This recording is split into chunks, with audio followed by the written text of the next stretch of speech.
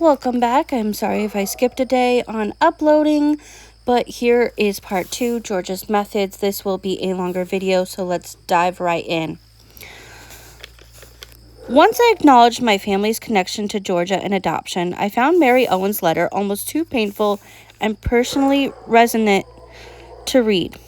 Beth's birth mother had certainly felt sadness like Mary's. Mary's daughter must have cried, as Beth did, for the mother she had lost.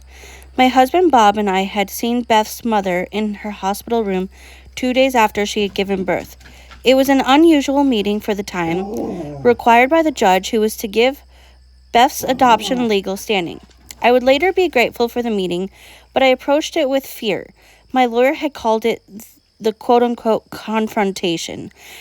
And if Beth hadn't been in the intensive care nursery, it would have involved her, Bob, me, Beth's mother, and Beth's grandmother, who would have transferred Beth from her mother's arms to mine.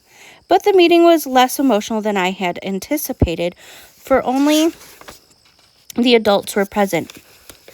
And though, as our attorneys had cautioned, no names were exchanged and scarcely a word was spoken, I was later able to open the door a little to say, "Your mother wore jeans and a white shirt. She was pretty. She seemed nice." I was so nervous I blinked out but her hair was brown and her eyes were blue-green. Beth's eyes were the same striking color. She was a lovely baby. Georgia would have quickly sold her. The energy that enabled Georgia to sell babies with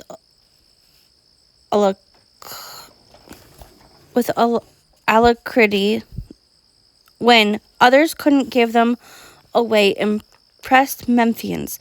From the first day of her arrival, besides working long hours in her cramped downtown office in the Goodwin Institute, side of the local branch of the Tennessee Children's Home Society, she visited merchants door to door, soliciting donations and espousing the benefits of adoption.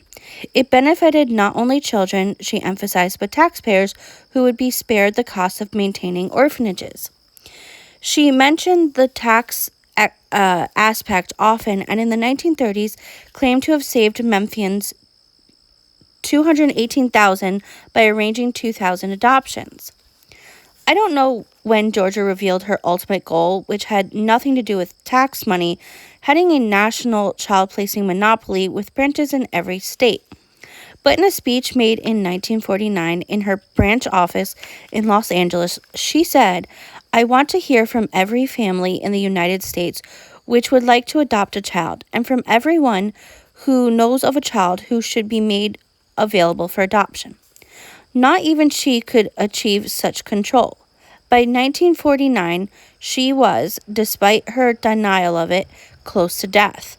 The Los Angeles branch would be her only satellite location, but she had realized her childhood desire for money and fame, having become the most prolific and most known adoption arranger in the country. She was also known for human trafficking because of this, right? She was also the country's most respected arranger due to her ability to deceive people who didn't know her well. Georgia delivered speeches in Washington, New York, and other major cities, and was lauded by a national magazine as the quote-unquote foremost leading light in adoption laws. Eleanor Roosevelt sought her counsel regarding child welfare, who, by the way, was also an adoptee. President Truman invited her to his inauguration. Pearl Buck asked her to collaborate on a book about adoption as well. Georgia garnered national notice early. On September 19, 1929, 5 years after her arrival in Memphis, she was mentioned in a New York Times article regarding the director of an orphanage for black children. Headlined, "The welfare worker lays alleged forms of punishment in Memphis Memphis home to women head." The article read, "Miss Georgia Tan, Executive Secretary of the Tennessee Children's Home Society, charged today that N-word inmates of the settlement industrial home were punished by being placed on hot stoves and made to stand on hot coals in hot ashes." The social worker's report alleged that Bessie Simon, superintendent of the institution, was responsible for the alleged tortures and that one little N-word's face was seared with red-hot poker for punishment. She said Bessie Simon was collecting money for orphans and running a boarding school at the same time. It was in an instance of the pot tarnishing the kettle. Georgia, too, abused children and received boarding money from temporarily incarcerated parents. She was doing something even Bessie hadn't done, collecting boarding money from unsuspecting parents whose children she had already sold. Georgia never publicly acknowledged the contradiction between her words and her behavior. She may not have admitted it to herself. Introspect would have robbed her of her aplomb that served her so well. Shortly after her death, a reporter for the Nashville Tennessean described a speech Georgia delivered in 1944 to Memphians critical of her adoption practices. Quote, "Her narrowed eyes gleaming with what appeared to be genuine anger, she brushed fingers through her silvery short-cropped hair in a characteristic gesture, and acted as incensed as her audience by the thriving black market in babies, but she admitted no part in a baby selling, blaming instead doctors, lawyers, and private individuals who are arranging adoptions without a license to do so." Okay, I just want to make note, she was the one who was arranging these things, paying doctors, lawyers, judges, politicians for the black market, and she lied to the women giving birth that their children died, and she lied to the adoptive parents or the prospective adoptive parents that the mother died giving birth, none of which was true, right? I shouldn't say none, like there were a lot of child deaths, as we stated earlier in this book, but this is exactly the problem. She didn't care. She didn't care 1 ounce about the best interest of families. She didn't care about the best interest of children. She just wanted to make the money and have the power. And she had just that. Being with presidents and first wives and making speeches and having your hand everywhere around the country because you're quote-unquote licensed as a social worker is utterly disgusting and also very disrespectful to social workers. There were actually people that truly worked for her and cared about the children, but unfortunately, they were also abused as employees by this woman, and so they kind of turned a blind eye to everything that was happening, right? That they stayed silent. They were scared. That is a problem. Anyway, continuing on. According to reporter Nellie Keenan, those who heard Miss Tan's stirring talk applauded her. They left the meeting with her words of warning ringing in their ears.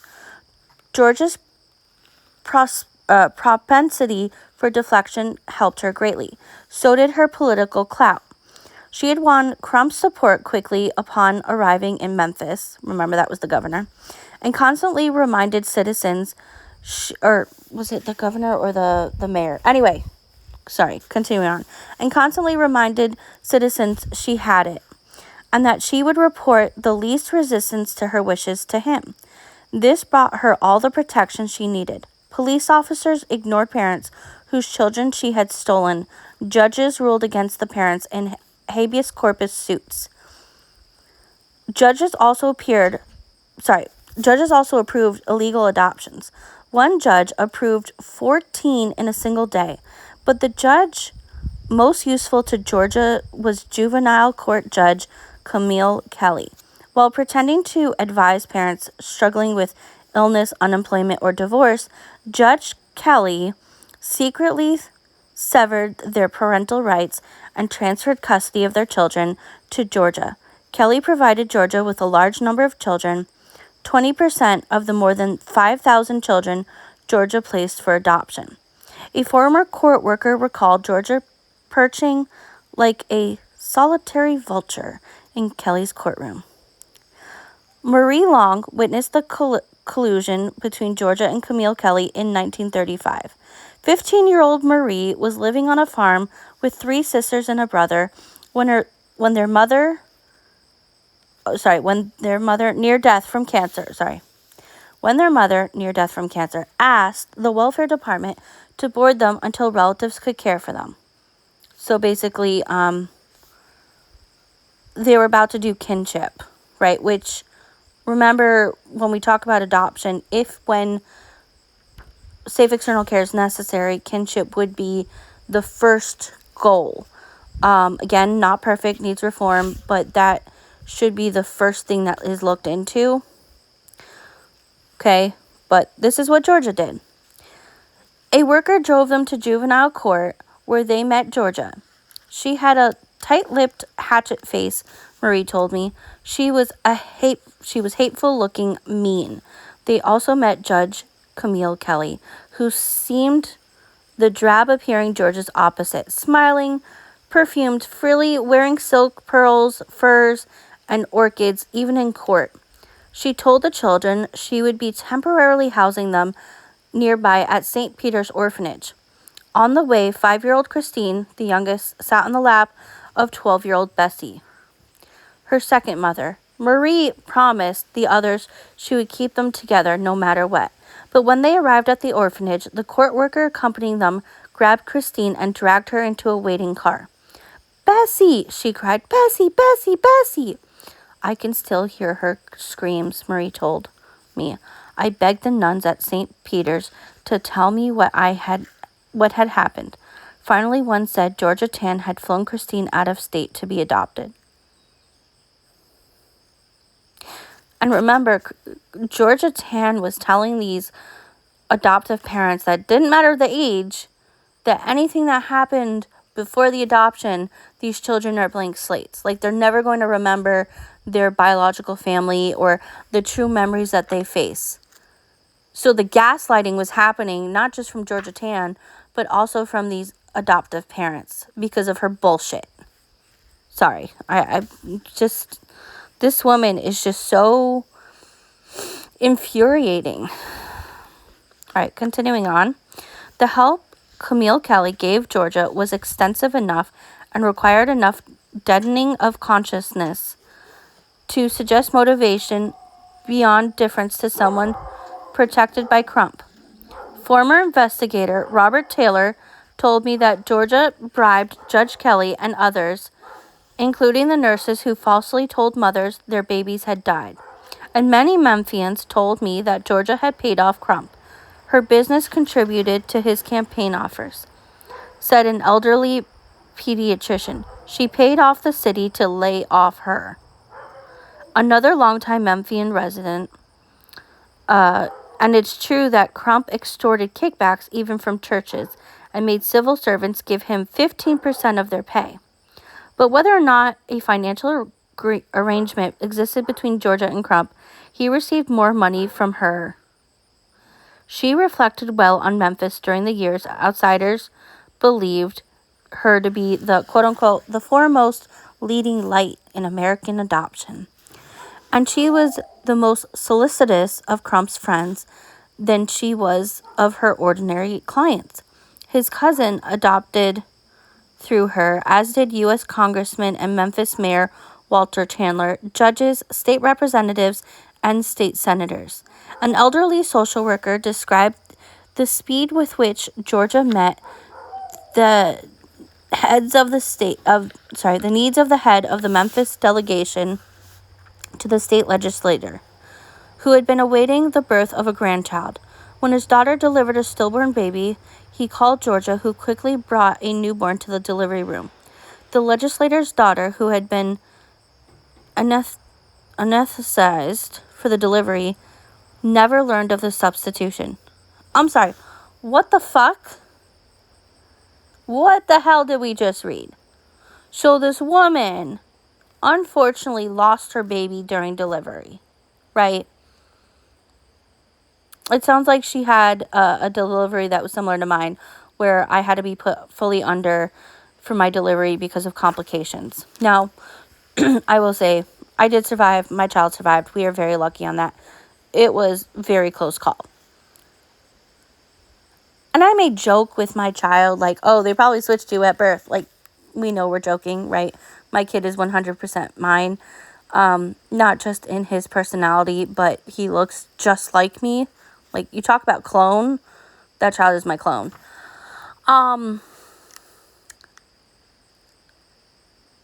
But to substitute a child, never tell them, not only are you harming the child, right, who now doesn't have their biological parents, but you're also harming this woman who lost her baby and can't properly grieve. And you're keeping this a secret? I just... This is utterly diabolically disgusting. And yes, in part, it is Georgia Tann on this particular story, right? Because she definitely did the supply and demand. Someone demanded something and she supplied it, right? That's how business works. But it's also this senator, right? This legislator who kept the secret from his own child and grandchild. Oh, sorry. Yuck. Continuing on. Miss Tann did for me what God himself couldn't do, said one of her board members who had adopted through her. Grateful clients were particularly inclined to support her, but Georgia received help from people other than Crump and adoptive parents. The aid of Anne Atwood Hollingsworth, her lifetime partner, was crucial. 8 years younger than Georgia, Anne was 25 when they moved to Memphis. She was never officially employed by Georgia and worked as a secretary for the Boy Scouts of America. But she spent her free time typing Georgia's business correspondence and ferrying adoptive babies across the country. She helped raise Georgia's adopted daughter, June, and gave Georgia a domestic life. Anne's, quote, love for Miss Tann seemed sincere, wrote reporter Nellie Kenyon of the Nashville Tennessean shortly after Georgia's death. She registered grief and pain at the death of the woman she called sister. Anne lived for 45 years afterward, dying in 1995 at age 96. She seldom talked publicly about Georgia, but in the 1980s told a Memphis reporter that she had been the most generous woman who had ever lived. I'm sorry. Say what? Oh, God, I want to cry. Like, generous. Yes, let's generously human traffic. Let's just generously take money from people and provide babies while molesting children and abusing your employees. Yes, that's so generous. Oh, God, sorry. I'm not sorry about guys, like, what this woman is really something else. Okay, continuing on. Georgia provided financially for Anne and may well have loved her. When the two fought and Anne checked into a hotel, Georgia sent her candy and flowers. But theirs was not a relationship of equals. Georgia dominated Anne as she did everyone else. Okay, so maybe there was a little bit of a trauma bond. Maybe maybe Anne was domestically abused because, unfortunately, the domestic violence in between gay couples is higher than between heterosexual. It is possible that Georgia had threatened her in some way. And like, this is just speculation, okay? We don't actually know. But it sounds very much like Georgia manipulated Anne in some sort of way to make her think the world of her. I don't know. You're still supporting an abuser despite years, decades after her death, knowing everything. I just my opinion, doesn't make you a very good person either. So, anyway, continuing on. Georgia was a formidable woman. People saw her as larger than life. She was relentless, cold-blooded demon, a female smiling Buddha, a very wicked woman. I was told by a Memphis pediatrician who tried vainly to curb her in the 1940s. She got bigger and bigger the more power she had. She was pompous, self-important. She was like Hitler, riding around in a big Cadillac, driven by an uninformed chauffeur. She terrorized everyone. Another one of her contemporaries described her as enormous and massive. But although Georgia was big-boned and heavy-set, she wasn't gigantic. She was about 5 feet, 5 inches tall and weighed 155 pounds. She looks surprisingly ordinary in photographs, a plain and almost pleasant-seeming woman. She achieved the mundane appearance, an elderly Memphis attorney told me, only because of her skill in projecting a positive image. It was her combative nature rather than her physical appearance that intimidated others. She argued frequently about personal and professional issues and never backed down. Okay, I'm not gonna lie, I know I do that.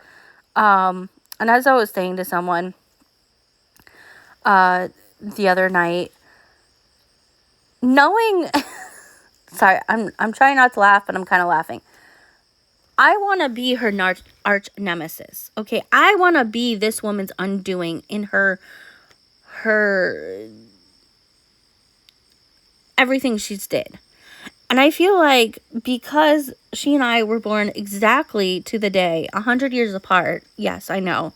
Unfortunately, we share the same birthday, which most of us Cancer children, and I say Cancer children as in we have the zodiac sign Cancer, are very loving and empathetic and caring, and you know, we have so much love to give. But this woman is so freaking diabolical, and I want to be her undoing. Now, very luckily, there is someone else that shares our birthday, Nelson Mandela, who I have always looked up to, and he is also within the adoption community. I believe it was a kinship adoption, if I'm not mistaken. And he did wonderful things, right? So I still want to undo all of this woman's diabolical deeds. Okay, let me make that clear. I know I can't do that alone. But if she was still alive, I would go toe-to-toe with her and not back down. Because, wow. Anyway, where was I? Okay. She argued frequently about personal and professional issues. She never backed down. In articles written after her death, Tennessee reporters described her as fiery-tempered, pugnacious. Wow, I've never seen that word before. Where was I? Pugnacious, domineering, tyrannical. Her ability to make those to whom she talked see her point was commanding. Her word was law. Her manner inspired instant obedience, particularly in children. "Oh, we were scared to death of Georgia," said a Hickory resident who, as a child, observed the adult Georgia visiting her mother, Beulah. "When she spoke, we minded. She was just that way." She haunted Billy Hale in his dreams.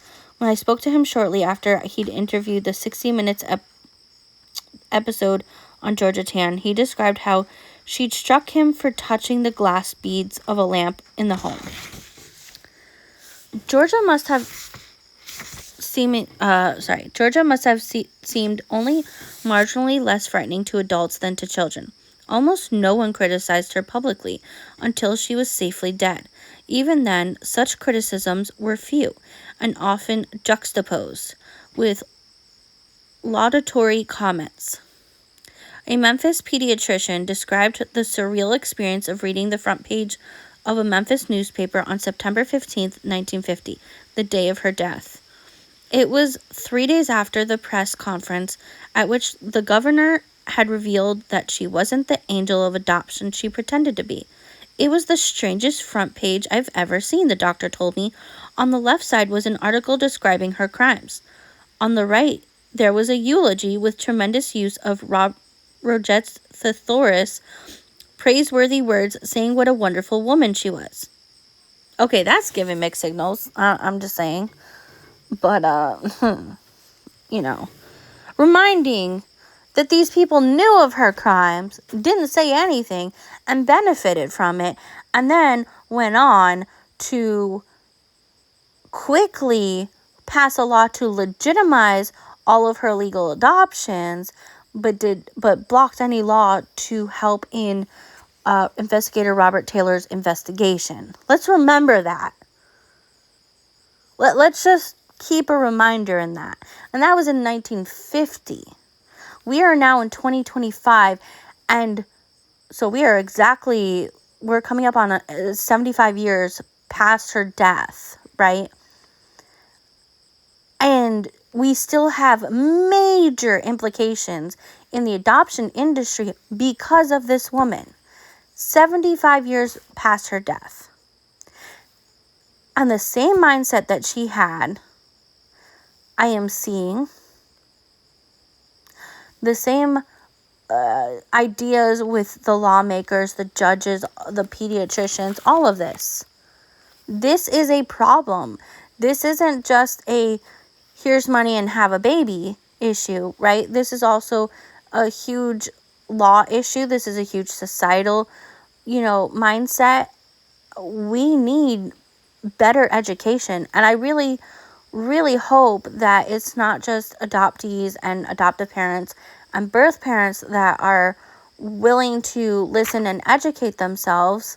I always talk about that it needs to be anyone that is coming into contact, especially for long term, with foster youth and adoptees. I think everyone should really be trauma informed and understand the history. I think this really should be taught. And I don't think it should be a separate class, right? We can have the discussions without, how do I explain this? A lot of history is not taught in schools, especially to, I'm going to say middle schoolers, teenagers, high school, or even college. And I think that's a huge problem. Like, even in social work, they barely cover foster care and adoption. If anything, it's max like a week or two, but at minimum, it's like a day's worth of class. Like, they really don't go into the issues, right? Unless you take specific classes, and that's really rare. It's extra credit to do that. And I find that extremely problematic, especially because a lot of the clients that you're going to meet are going to have some sort of connection to foster care or adoption or some other form of child welfare, right? And it can happen to anyone at any given moment. And I think that it's important that we, again, be trauma informed and educated. Now, that doesn't excuse, abusive behaviors by anyone, but especially by bio parents. Like, not at all, nor does it excuse abusive behaviors by adoptive parents by any means, right? We want safe and loving homes, but we also want people to do better, right? And children want that. They want that safe and loving home. And typically for private infant adoptees, right, it's usually the biological parent, right? Because we have no lived experience. And I'm not going to say that some former foster youth don't also want their biological parents. But for some other people who have memories of the harm that their biological parents did, they see, or they can see, right? And they're often told that the grass is greener on the other side, and that their only option out of this situation is adoption, right? And so that gets complicated too. And this is why we have to continue talking about this, right? Does adoption actually provide a safe and loving home? Majority of the time it doesn't. And even if it did, right, even if it actually provided everything, right, it is still a legal process that violates our human rights. And that is important, right? That is key. Even when adoption would be quote unquote necessary, right? Last option out there. The legal process literally violates our human rights. That is not okay in itself. And that needs to change. I'm not going to say 100% sure, but I'm pretty sure that if that changed, right, that alone changed, we would be in a better position to support adoption, especially when, not private infant adoption, but especially when it's a last option, right? And I think we have to continue talking about that. All right.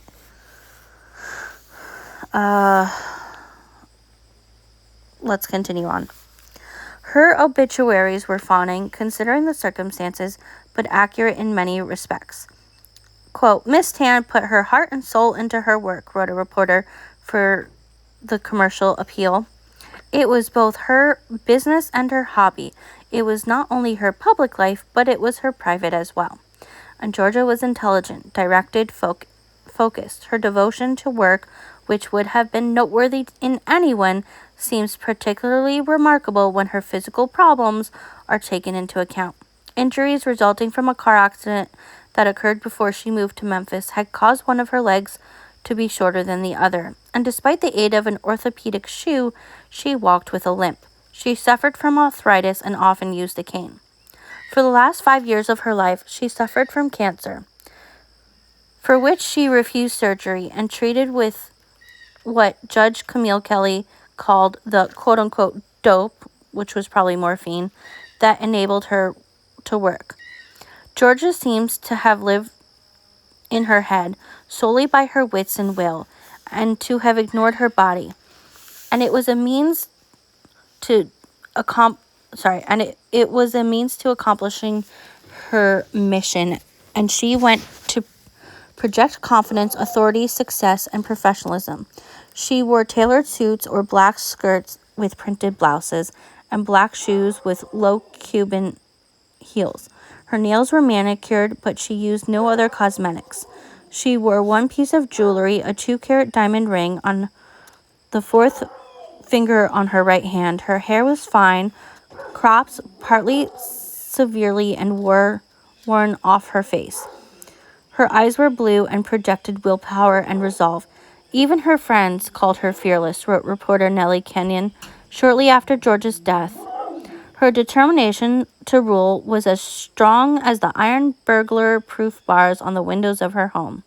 Her fearlessness was best illustrated by the way she coped with 3 threats on her life, including one from a man who snuck into her bedroom at night. Georgia awoke and scared him away.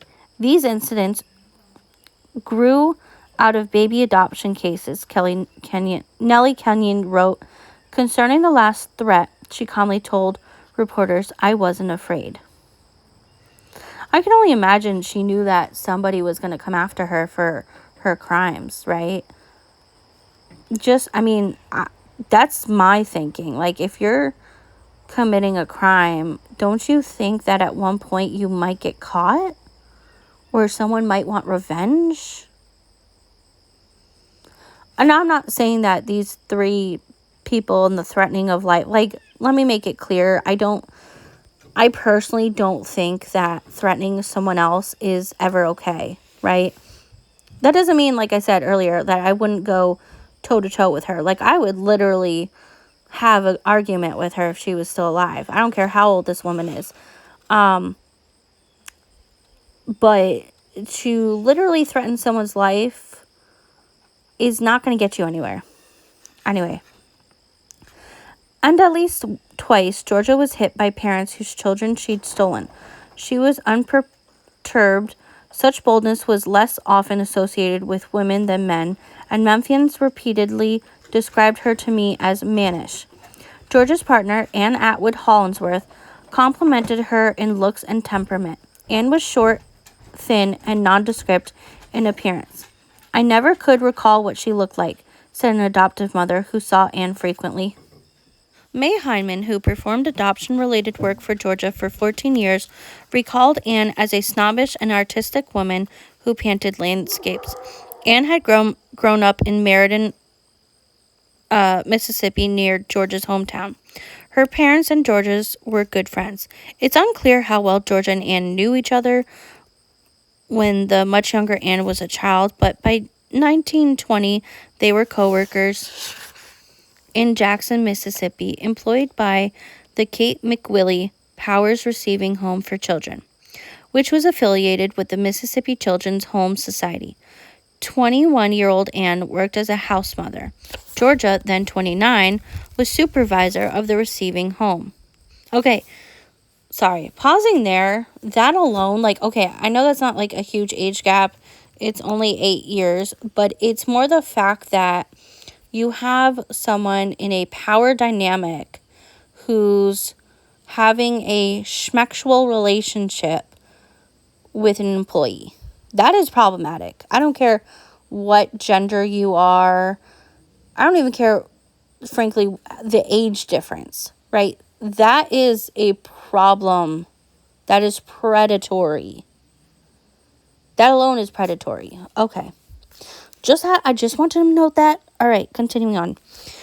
Letterhead for the Mississippi Children's Home Society lists Georgia as Miss Georgia Tan. U.S. Census records placing Georgia at the Powers home in 1920 lists her simply as George Tan. Georgia had previously gone by the female version by the later... Sorry, guys, I got interrupted. Sorry. So it was Miss George Tan and not Georgia. So I want to make that clear. Georgia had previously gone by the female version of the latter part of her given name, Beluya George. Why she chose to be known as George while working in Jackson, Mississippi, is unclear. The use of George may have been an expression of her sexual orientation, but it seems more likely that she used the name George Tan to imitate or almost to become the other George Tan, her father. I also want to note that we have to remember that we are also in a very male-dominated society, and it could be that this was her way of using that male privilege and power, not necessarily because she was trying to become her father, but it was the closest way to become the male her. Does that make sense? I'm trying to give an example. If you're an author, right, you have you may have a different name. You may go by a different name. And especially back then, right, when women weren't seen as very intelligent, or you couldn't really make it or break it into certain genres, they may use a male seeming name. A great example of this, by the way, although we don't like her, is J.K. Rowling, right? So Joanne, I don't even remember her middle name, Joanne Rowling, right, who went by J.K., who wrote Harry Potter, has a other name that she uses to write in mystery. And it is a male name. J.K. also kind of, if you didn't know she was a woman, it could kind of be seemingly male-ish, right? You're just using your initials. And that was kind of to help her break into the industry, right? I'm not saying it's right or wrong. I'm just saying that this is something that does happen. Now, in J.K.'s Rowling, she specifically chose a name, her other name, to be transphobic because the name is associated with a doctor who did conversion therapy. We're getting off track, but I just want to make that clear. That is a more recent example of someone that does exactly that. But people don't know, or a lot of people don't know that it is her because of that name, unless you actually do research. So, yeah, continuing on. I don't know whether Anne called whether Anne called Georgia George in Jackson, or whether Anne moved with her to Texas after Georgia was run out of Mississippi for her child placing methods. But Anne accompanied Georgia when she moved to Memphis in 1924. By then, Georgia had a young daughter, June, whom she adopted as an infant in 1922. Anne also had a son named Jack, who was born around 1924. In Memphis, Georgia changed her name again, back to Georgia Tan. Anne, by then, had also changed her name from Anne Atwood to Anne Atwood Hollingsworth. A slightly different version of the surname Hollingsworth was common in Anne's hometown in Meriden, but I found no evidence that Anne was ever married. A Hickory resident described Anne as one of the poor young women Georgia helped, a single mother. If this was true, Anne would have been embarrassed by it and may have adopted her new surname to help herself appear to have been more respectably widowed or divorced. Okay, that also makes sense, right? But I also want to make it clear, if that is true, if they were so in love and Anne had this little boy, Jack, right, who's her biological child, why didn't Georgia sell this child? Why did she help raise him? Why did she become the stepmother? That, to me, seems very interesting and curious. Anyway, moving on. Whatever the source of Anne's new name, and however she, Georgia, and the two children came together, they were a family, and Georgia treated Jack as a son. She provided for his and June's education at Miss Lee's private school in Memphis. When he died in an air crash in the early 1940s, Georgia went into seclusion with Anne for several weeks. Jack was an intelligent young man, and had he lived, he would probably have assisted Georgia in her business, as did Anne, June, and Georgia's mother, Beluga. Beluga frequently boarded some of Georgia's wards at her home in Hickory. After June graduated from the University of Mississippi, she sometimes helped Georgia by transporting children to adoptive homes. Georgia was fortunate in having the support of Crump and her family, especially in the beginning of her career, when she faced even more challenges than the enormous one of creating a market for adopted children. One hurdle was Tennessee's adoption statute, passed in 1852, only a year after Massachusetts enacted the first adoption law in the country. The Tennessee statute required child care institutes to investigate prospective adoptive parents and supervise adoptees in their new homes. To facilitate supervision, adoptive parents were required to be state residents.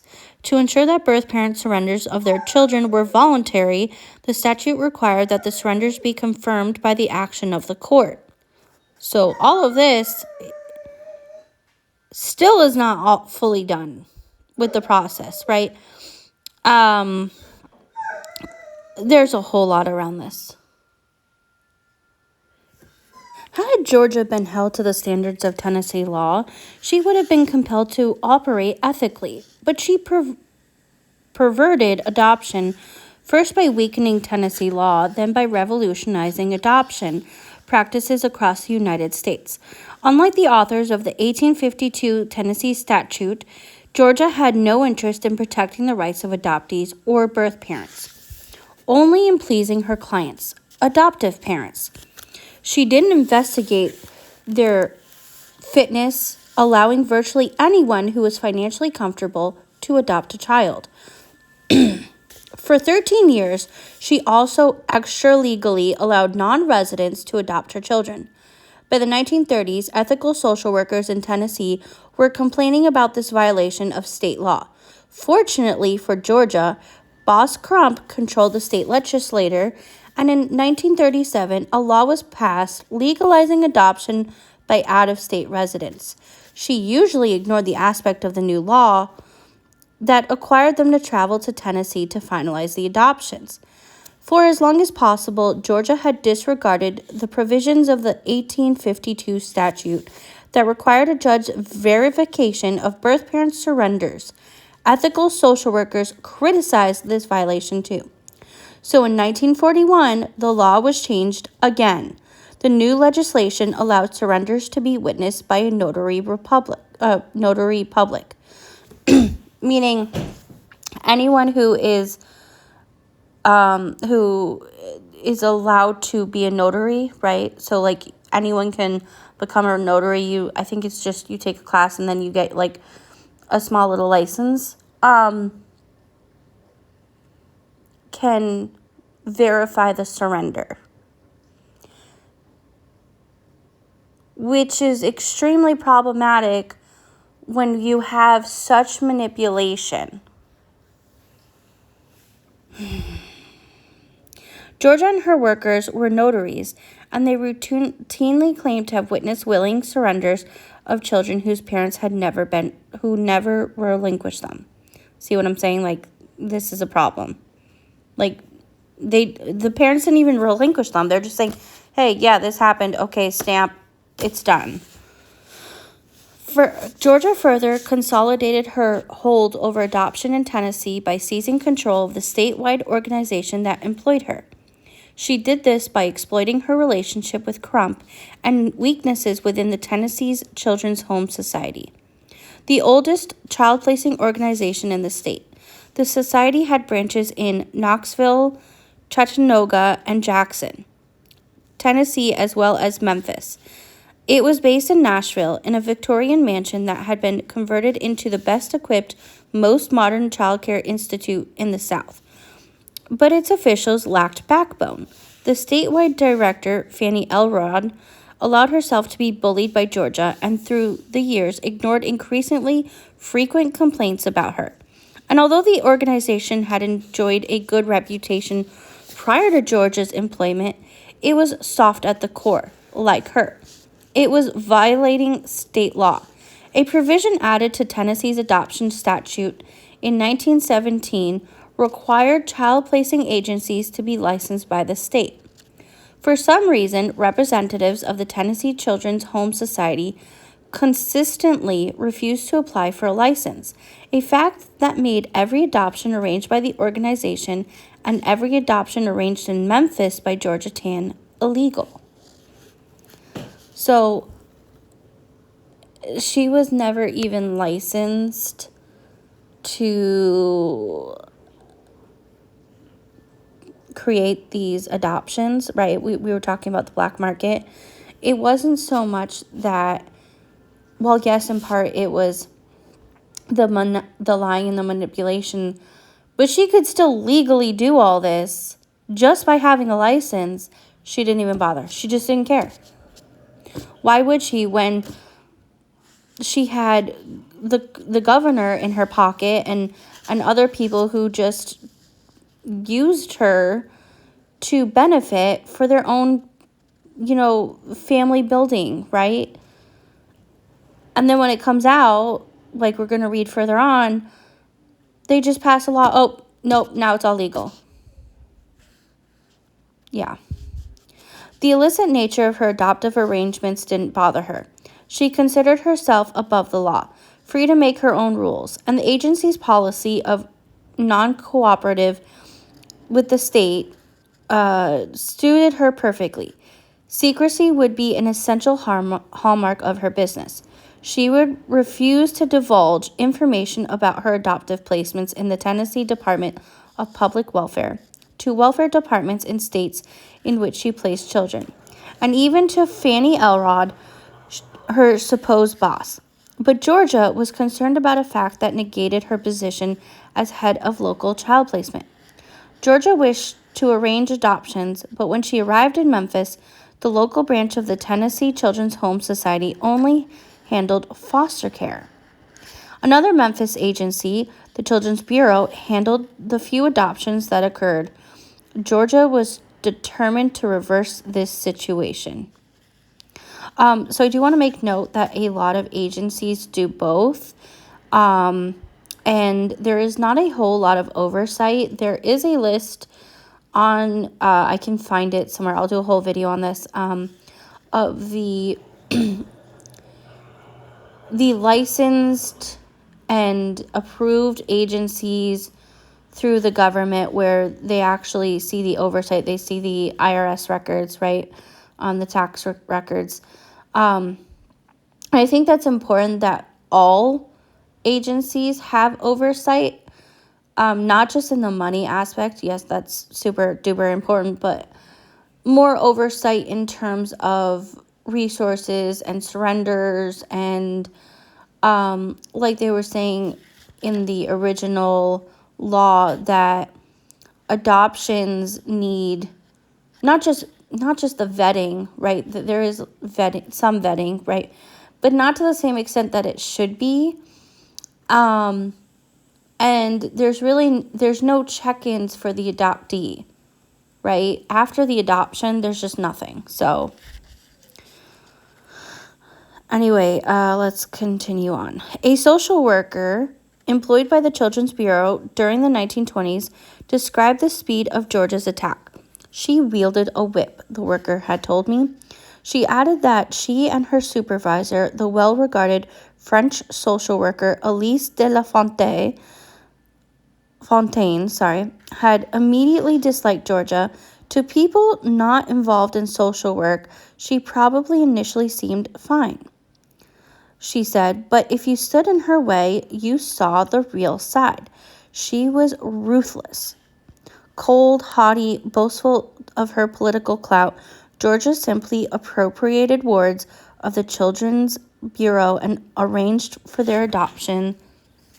This worker had been furious at Georgia's lack of scruples.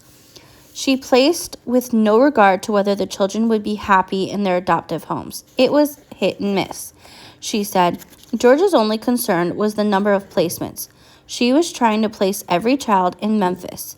She wanted to get her hands on every child she could. Within a year of her arrival in Memphis in 1924, Georgia had control of virtually every local child available for adoption. The Children's Bureau was reduced to providing only foster care. Georgia was unstoppable, the former Children's Bureau worker told me. Georgia's hold over Tennessee adoptions came so absolute that when this worker and her husband, a prominent Memphis physician, sought to adopt a child in 1940, they had no choice but to adopt one through Georgia Tann. Georgia's dominating personality and political contacts served her well, allowing her to surmount professional obstacles while also confronting personal problems. One difficulty was the condescension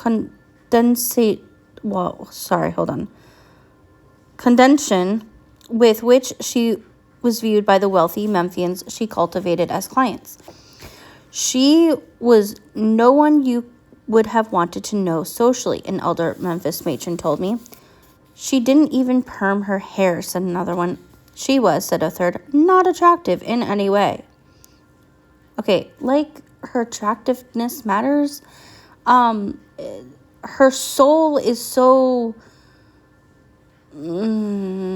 disgusting and like, okay, yes, you don't want to know her socially because like this woman is vile. She's a vile person. Who cares about her looks? She could be the most beautiful woman. If she is a vile person, why would you want to know her socially? Why would you want to do business with her? Okay, continuing on. It may be difficult imagining a woman as tough as Georgia being hurt by these opinions, but she probably was. While she'd been an outsider in Hickory because of her career aspirations, She'd been admired for her social position, but Memphians disparaged her as country.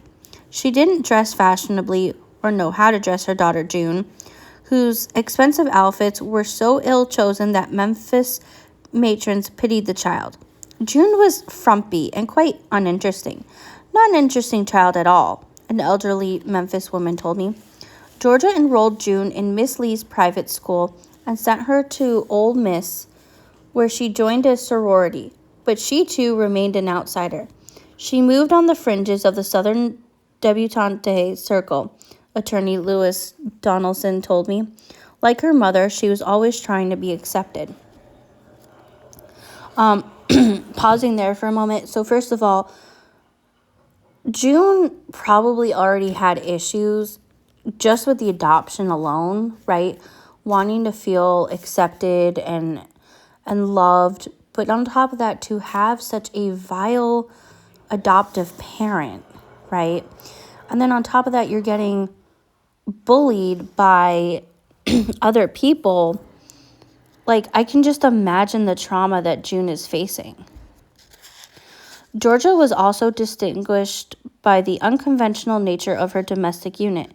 It is difficult to discern whether she was considered an outsider because of her sexual orientation, largely because most of her contemporaries referred to her homosexuality only indirectly and never knew how to take her. She wore mannish clothing, or variations of it, they'd say, then seguing to talk of her political connections.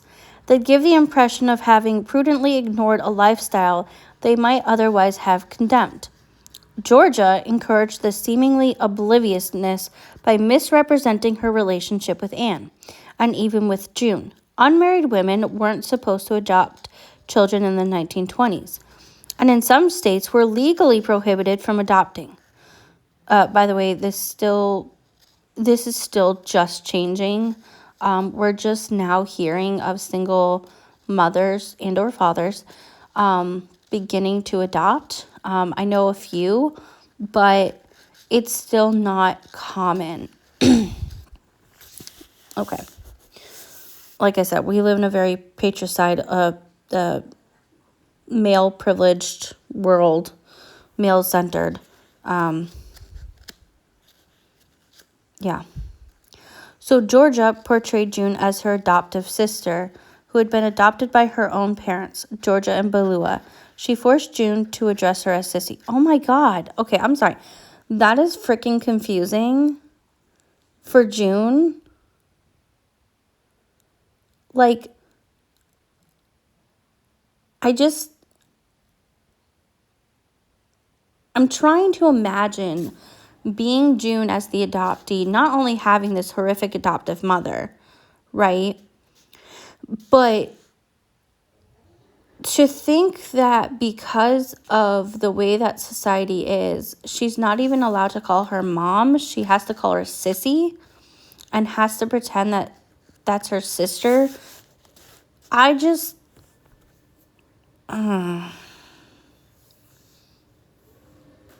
yeah, that's so wrong. Whew. June, who understood that Georgia was her adoptive mother, must have been confused by this charade.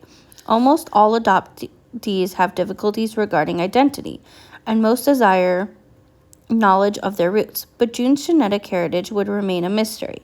She learned nothing about her parents, who Georgia claimed had died of the flu, or about the circumstances of her adoption, which she assumed had been arranged through the Texas Home Finding Society, for which Georgia had briefly worked.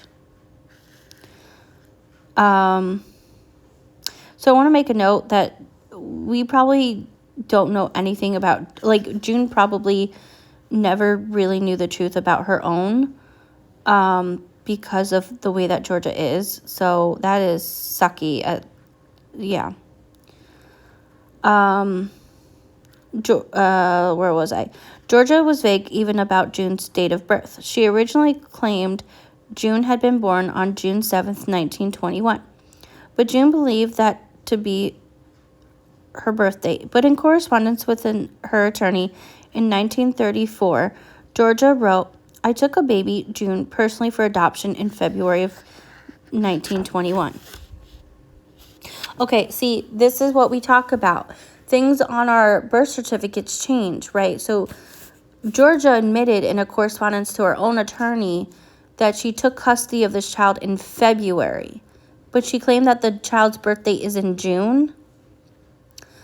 A lot of times, I'm not saying always, but a lot of times, it's not just our name changes or the fact that our adoptive parents are now in the place of our birth parents, but it's things like where we were born and our actual birth date that change.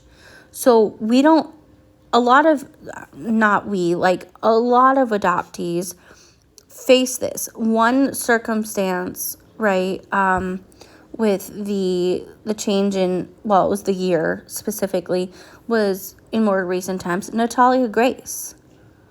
Like, if you know her story, they talk about it. Like, they try to age her because she supposedly had her period, which wasn't even true. But the whole thing, I mean, the Natalia Grace situation is just how she was treated, utterly disgusting. But I hope you guys get my understanding is that this is not a one-time situation. This is still happening in recent years, right? Now I know Natalia Grace is an adult, but my point still stands. This is still happening. Okay.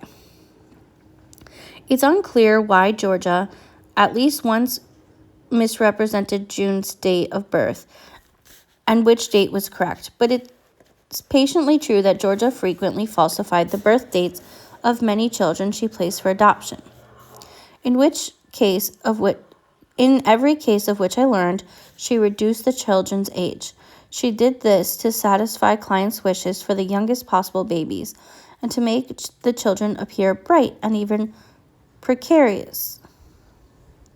While Georgia reduced the ages of babies only by weeks or months, she frequently subtracted years from the ages of older children. Many adoptees were shocked upon reuniting with their birth parents to discover their true ages. As Georgia increasingly augmented her supply of orphans with kidnapped children, she falsified their ages to prevent their birth parents from finding them. Georgia also lied about her relationship with Anne Atwood Hollingsworth, portraying her to be as an adoptive sister who had been raised by Georgia's own parents, George and Belua. Okay, so even Anne, her partner, had to pretend to be the sister.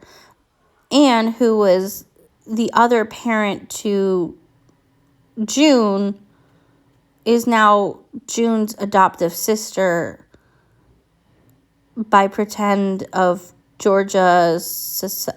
God, this is so confusing. That is incredibly, like, traumatizing and confusing. Jesus, this is ridiculous. Okay, I'm sorry. That Georgia and Anne were related by adoption was actually one of the few things Georgia said that contained some truth. Wait, what? But Anne hadn't been adopted by Georgia or anyone else before she moved to Memphis in 1924, and she never became Georgia's adopted sister. In 1943, however, Georgia adopted Anne as a daughter. Wait, what? What? In 1943, however, Georgia adopted Anne as a daughter. This is her partner. Georgia was 52 and Anne was 44.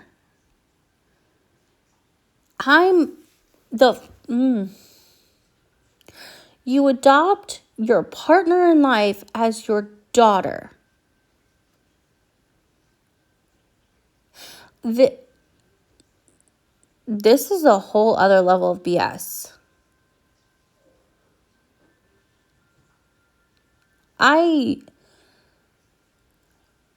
So literally, Anne actually became June's adoptive sister. So that wasn't totally off book.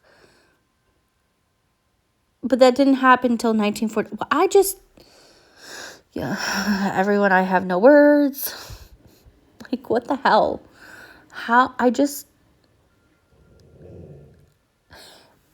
I don't understand why Anne agreed to that, because we're talking about an adult adoption, right? They're both over the age of 40. Why the hell would you agree to being adopted by your partner? Right? Like, I understand that some people want an adult adoption. There's some that are being adopted back by their biological family, or maybe they had like a found family or a foster family and later were adopted for whatever reason, right? You're an adult, you get to make that decision. I understand that. But to have already a weird power dynamic between Georgia and Anne because of her supervising role when they were in their 20s, and now 20 years later, you have Georgia adopting you, your partner in life, your schmexual partner. I don't, am I missing something? Comment down below, am I missing something? Maybe I just can't wrap around my head around what the heck is happening. Like, I don't even think this is like an Oedipus Rex complex, right? Like, I don't even think we're at that level. This is just weird. Not only from Anne's perspective, right, as the now adult adoptee, but from George's perspective, and then the confusion on June and Jack, the children. I'm at a loss for words. The adoption took place on August 2nd in Dyer County, a rural area that was the site of many of Georgia's illegal adoptions involving children. The legal records state that the petitioner, Georgia Tan, desires to adopt Anne Atwood Hollingsworth. The said Anne Atwood Hollingsworth is a full orphan of the state of Tennessee. She's 40. Okay. I'm not saying she can't technically be an orphan because, our parents do die in life, unfortunately. Nobody lives forever. But we're talking about a grown adult. And that's not to say that we can't miss our parents. But I just, I'm 34. My adoptive parents are getting up there in age. They're almost 80. Okay, so big difference. Yes, they adopted later in life. I know that there's a huge possibility of me losing them one day, right? Not the possibility. It's going to happen, right? Whether sooner or later, it's going to happen. I just cannot imagine being with someone, a partner in life, and then being like, yeah, you can adopt me because I'm technically an orphan. That to me makes zero freaking sense. I'm a grown adult. Look, I can miss my parents, right? Like, we can do that. That's okay. That's very valid. But I just cannot imagine, because of being a quote-unquote orphan at an adult age, right? We're specifically speaking adult age. To then be like, yeah, you can adopt me. But it's not even just the adoption. It's who you're being adopted by, right? Like I said, I think there's some validity. Like, okay, maybe it was like a foster family or, a really close older couple, and like maybe you felt that and you just wanted to make it official before they passed, or whatever the reason being, right? Like, there's some valid reasons out there, and it's a choice. It's definitely a choice. You're grown enough to make those decisions. But to do it with your partner in life adopting you, I just have so many concerns. Like, this woman, and I mean Georgia Tan, is so predatory. Not only did she prey on children, right, molesting them, she's using that manipulation as well on Anne.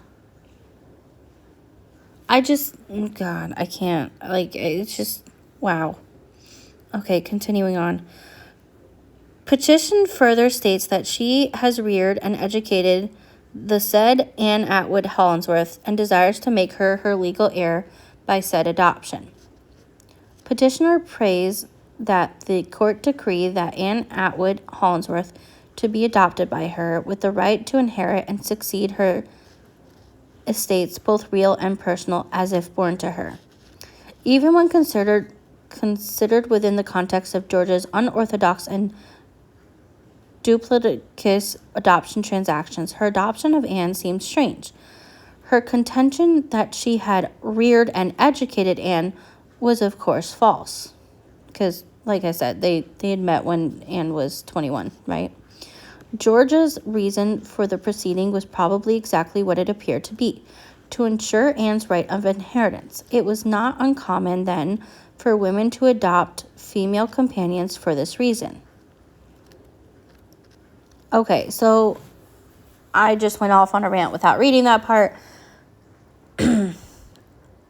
So it was more, okay, I'm trying to comprehend this with you guys.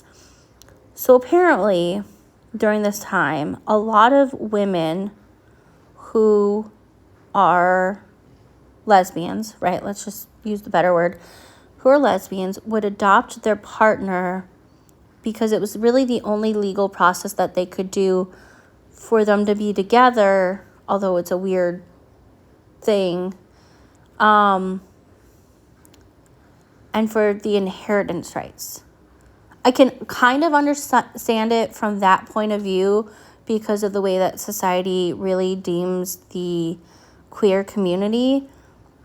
But it also seems very strange to me. Just my opinion, but I don't know. Maybe it's just me. I still can't fully quantify wanting, and this goes for anyone in this situation, wanting to be legally adopted by your sexual partner or by your partner in life, right? I'm going to say partner in life.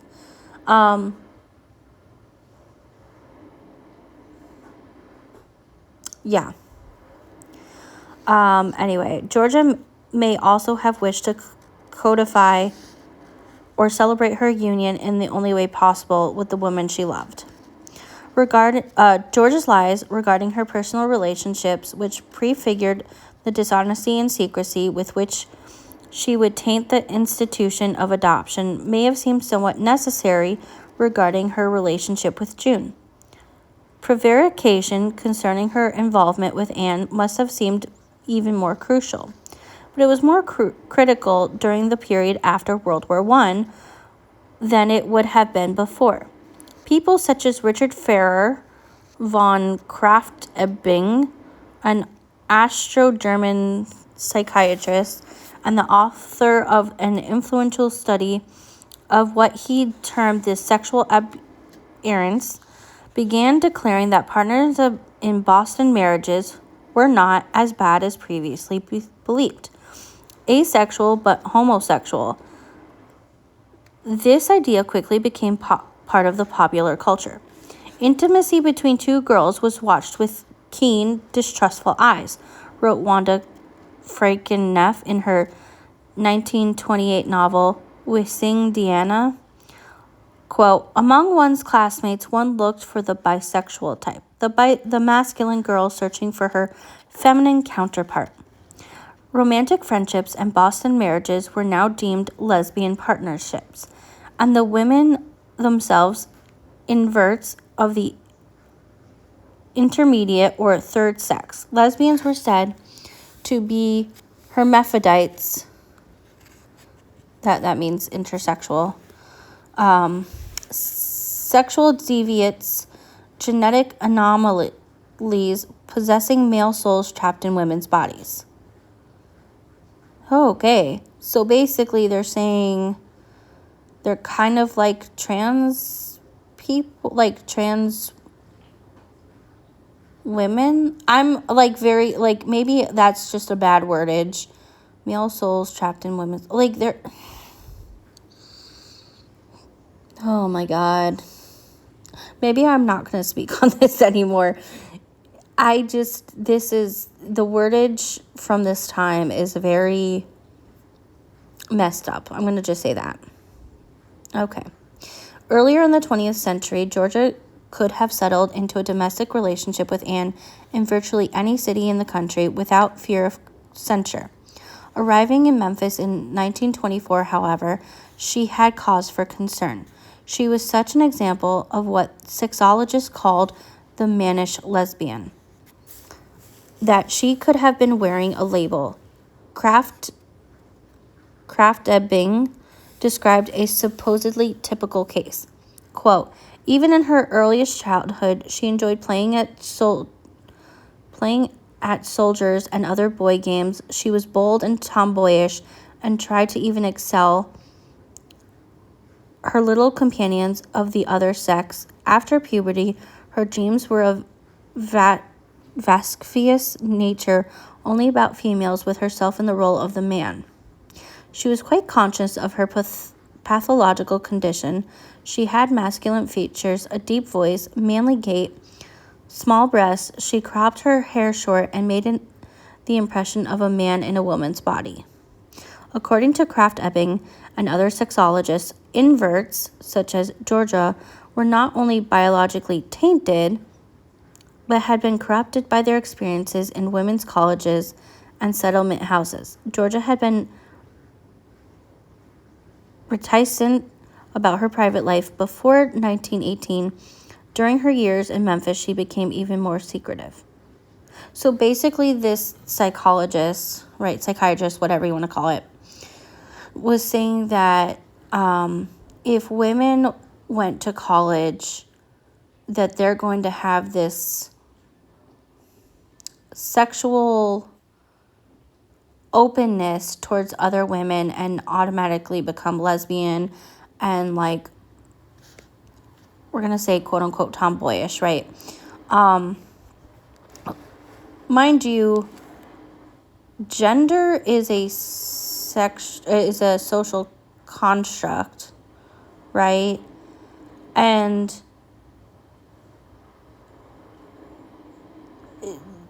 nowhere did Georgia ever say, as far as we know, that she felt like she was a man trapped in a woman's body. And just because, like, I'm just going to be real with you guys, just because she had her hair short and just a little bit mannish, right, like at the tomboy, doesn't mean that she wasn't feeling like she was a man trapped in a woman's body, right? She never enticed herself to be a trans man, like wanting to transition. You know what I'm saying? Like, I hope that makes sense. Because there are a lot of women who feel more comfortable not wearing dresses, and that's totally valid. Like, it doesn't make you any less. There are people that like short hair. There are people that like pants, that don't like makeup, and that's totally valid. It doesn't mean that you are a lesbian in any way. And it's okay if you are. It's just, it doesn't, the two don't really correlate, but this is what they're saying during this time. While Georgia kept secret her private and much of her professional life, she blatantly promoted her business. Faced with the challenge of inspiring wealthy and fertile couples to adopt children previously deemed unworthy, she procured the most beautiful babies she could find and dressed them in elaborate layers of organdy and lace. Mind you, pausing here.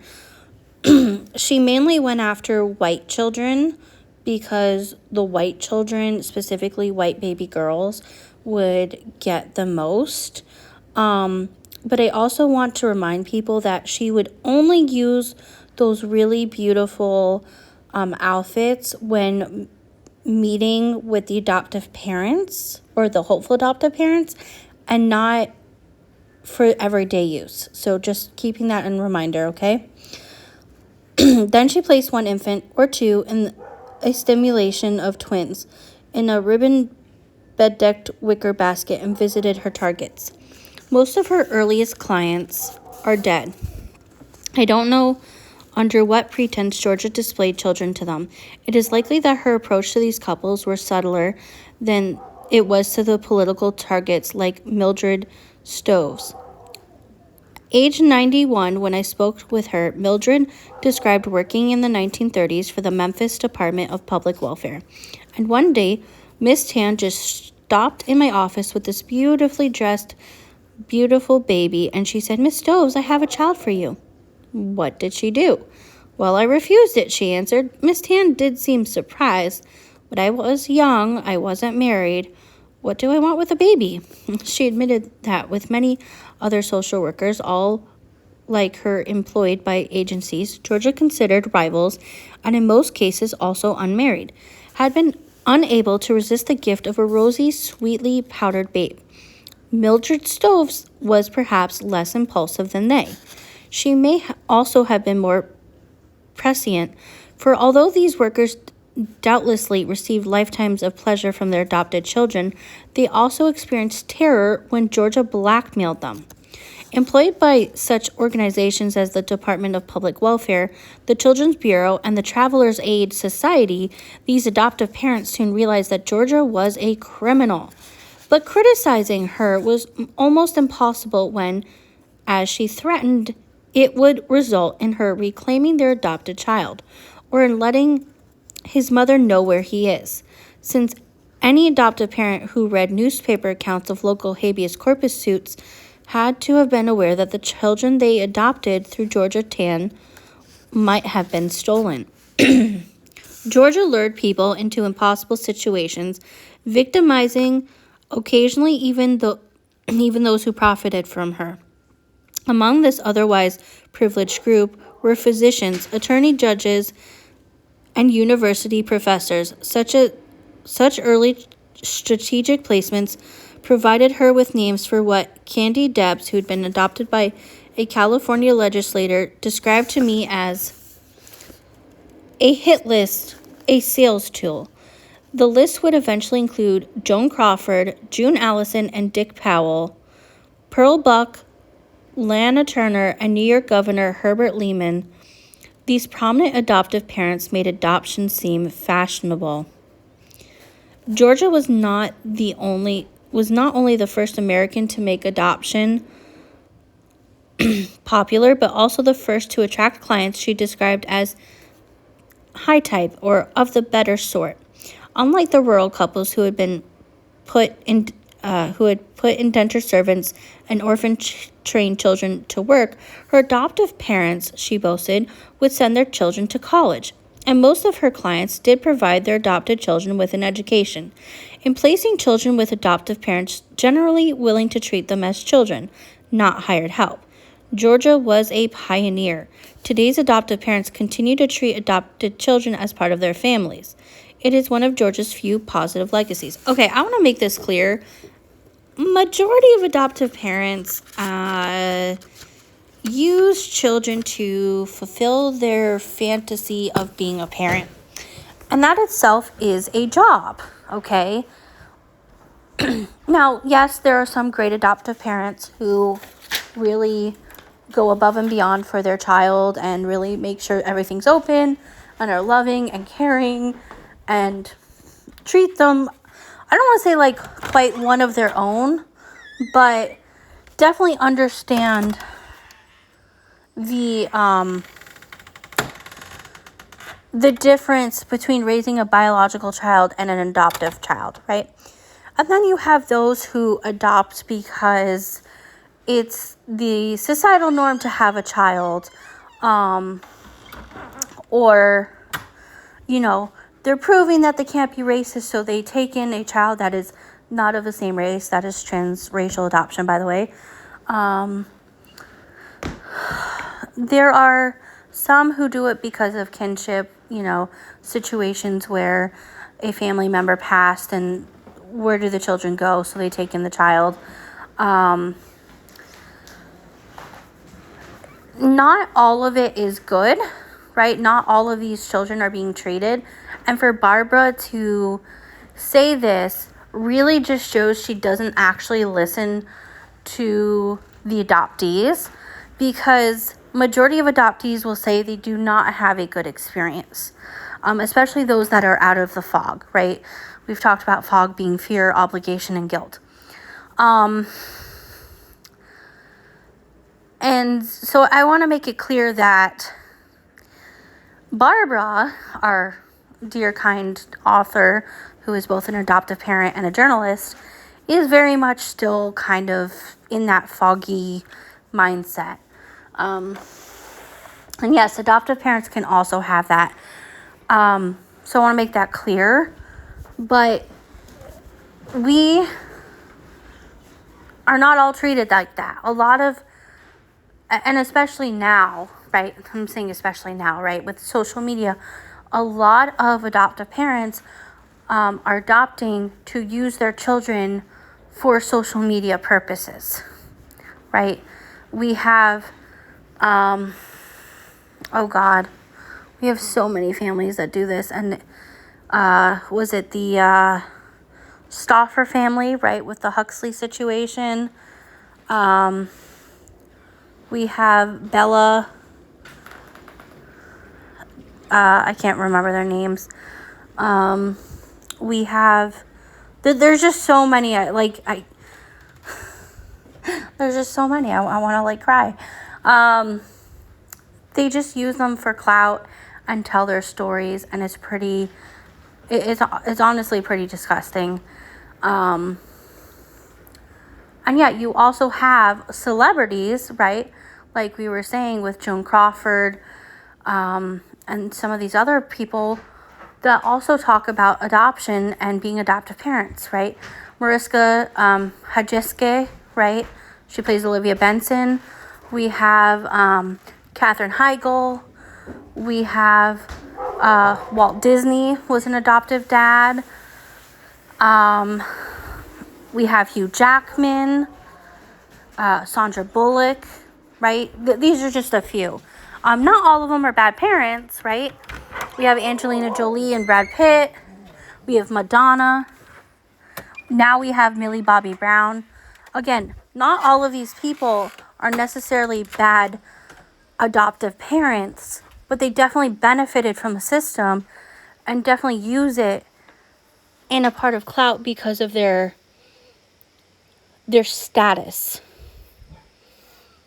An unknowable number of the children Georgia placed in new families had been kidnapped from their old ones, either directly, often literally from their mother's arms, or indirectly by means of illegal court orders. She employed the direct method more often in the 1940s than she had in the 1920s. She had fewer customers in the early years and a large supply of easily obtainable product. There were more than 28 institutions caring for dependent children in Tennessee in 1929. None of these belonged to Georgia, who wouldn't have one until Memphian Fred Smith, the founder of the Dixie Greyhound bus line, donated the mansion on Poplar Avenue that became her home in 1943. But from the beginning, she treated every orphanage and maternity home in the state as her private preserve. Adoptee Christine Nyland recalled George's frequent scouting at the Tennessee Children's Home Society orphanage in Nashville. I can still hear her steps down the hallway and see her funny hats. She had big feet and wore black lace-up shoes. She always went upstairs to see the babies. There would be masses of them one day. They'd be gone the next. During her visits, Georgia photographed the babies she was interested in, then showed their pictures to prospective clients. After the children were placed, Georgia displayed the photographs on the walls of her office. A disproportionate number of children in these pictures were blonde and blue-eyed. While Georgia presumably preferred such children because she thought her clients would, she favored that coloring herself. Her own adopted daughter, June, was born with blonde hair and blue eyes. And in the 1940s, Georgia surprised June, who by then had two missing... Wait, what? Georgia surprised June, who by then had 2 miscarriages with an adoptive daughter, a blonde, blue-eyed baby too.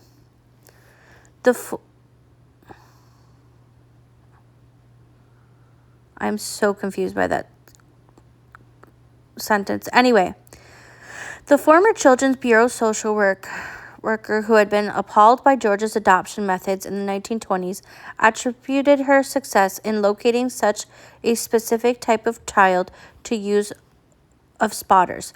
Prominent among them was the superintendent of Memphis orphanage that housed over 100 children.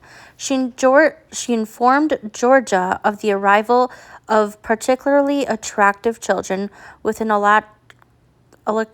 alacrity that convinced the Children's Bureau social worker I spoke with that the superintendent was being bribed by Georgia. Another social worker told me that the superintendent was dismissed from her job in 1950 because of her relationship with Georgia. Okay, so I want to make this clear that yes, babies, especially baby girls that were born domestically that have blonde hair and blue eyes, we're going to sell a lot more, right? And even in European standards, right, they were seen as... I'm going to the Schnatzy idea that they're holier than thou, right? And this was still in America too, right? Hitler took a lot of his ideas from what our country was built on, and he thought we went too far. But there's definitely levels of racism, because if you go back to the book, The Girls That Went Away by Ann Fessler, she had talked about the difference in how white pregnant women were forced into these homes for unwed mothers, right, and forced to give up their child, whereas for the Black community, it was a kinship, so the family would take them in and they would raise the child. So it wasn't, that's not to say that adoption wasn't happening to Black children back then. You know, we still had the orphan trains and things like that, but it wasn't as prevalent in terms of private infant adoption, right? And this does play a role leading down to even today. You know, they'll say it's a sliding scale, but it's still a lot cheaper to adopt foreign, especially a foreign child that is, you know, from Africa or Asia, especially a boy, versus a girl that was born domestically. You know, it still holds true. So I just want to make that clear. Juvenile court judge Camille Kelly wasted no time in transferring custody of the scouted children to Georgia Tann. Judge Camille Kelly also frequently visited a local Catholic orphanage run by the Sisters of the Good Shepherd, noting the names of marketable children with an eye towards seizing them by court order and transferring their custody to Georgia. A former orphanage worker told me one of the nuns who worked at the orphanage during the 1940s said, "We knew something was rotten." This nun's superior would tell her, "Judge Kelly is coming," and she and the other sisters would scramble around trying to hide the prettiest children from her. This probably hindered Georgia a little, if at all. An effective, if terrible, marketing technique ensured steady increases in her number of placements. One of the adoptees I spoke with, Jim Lambert, who'd been physically and emotionally abused after being adopted through Georgia in the 1930s, in our first phone conversation, he had told me that his adoptive parents had chosen him after seeing him advertised in a Memphis newspaper. After we hung up, I pulled out a folder I'd labeled Georgia's Christmas Baby Ads, which contains some of the approximately 400 child advertisements she ran between 1929 and the early 1940s. All were repugnant and several seemed prurient. One, which ran on the front page of the Memphis Press Scimitar in November of 1930 under the caption, "Wants Home," was accompanied by a photograph of a small girl standing with her hand on her hip, wearing a short dress and disconcertingly mature facial expression. A caption described her as a solemn little trick with big brown eyes. Madge is 5 years old and awful lonesome. Another ad published December 7th, 1935, and headed, "Yours for the Asking," included a close-up of a 5-year-old boy holding a large ball. "How would you like to have a handsome boy play catch with you?" the caption read. "How would you like his chubby arms to slip around your neck and give you a bear-like hug? His name is George, and he may be yours for the asking." I'd read the ads before speaking with many adoptees, and they disturbed me then. It was even more difficult to view them after speaking with people like Jim Lambert, whose advertisement had brought him so much pain. Pausing here, we still have situations like this, but it's more in terms of, I'm sure you guys have heard, like Wednesday's Child, where they'll feature a foster child on, like, the news, right? Or they'll have, I don't remember what they exactly call them, but they'll have, like, a run. I've seen, like, videos of, like, the runway or, like, meet and greets with foster children where they're meeting potential foster or adoptive parents. Like, they're really selling children in this idea of, you're saving a child, or, oh, this could be yours. And it's very much, that's exactly what it's giving, like they're a product. Anyway, continuing on. 2-year-old Jim and his 2 sisters, Pat and Betty Jo, were taken from their mother by Georgia Tann in 1932. Pat was placed in foster care, Betty Jo was sent to a Texas adoptive family, and Jim was placed with a Chicago couple. The couple soon divorced. Jim stayed with his adoptive father, who married a woman who so resented Jim's presence that she hung him by his shirt from a hook in the basement for an entire afternoon. At age 9, Jim was sent to a Mississippi boarding school. A few years later, he was transferred to Gaylor Hall, which he described to me as a kind of Memphis boys' town. While there, he received a letter from his adoptive father. "He didn't want me anymore," Jim said. He spent the rest of his childhood in a dizzying number of places: the Porter Home and Leah Orphanage in Memphis, Memphis Juvenile Court, which had jail-like quarters for children, and foster homes. Georgia Tann eventually sent him to the Texas couple who had adopted his sister Betty Jo. But the Texas couple, who Jim had been working Betty Jo like a slave, overworked him too. He ran away, was caught, and returned to Memphis, where he endured yet one more foster home before enlisting in the Air Force at 17. A strong, resilient man, he built himself a good life, and when I spoke with him in 1993, he spoke proudly of his loving 41-year-long marriage, his 5 children, and his reunion with his sisters. But his birth parents had died before he found them. He'd never regained that childhood he lost. "I feel angry, frustrated, like I was cheated out of a whole lot of life," he said. Jim and hundreds of other children had also been peddled more crassly than pet stores sell puppies. Georgia's baby selling ads were so exploitive that when I first viewed them, I'd been surprised that responsible newspapers had published them. Eventually, I acquired both an understanding of 1920s Memphis and the place of that city within the larger context of a country quite different from ours today. I read a nationally syndicated news article published in 1929 that, like much of what had originally seemed extraneous research, was curiously related to the Georgia Tann story.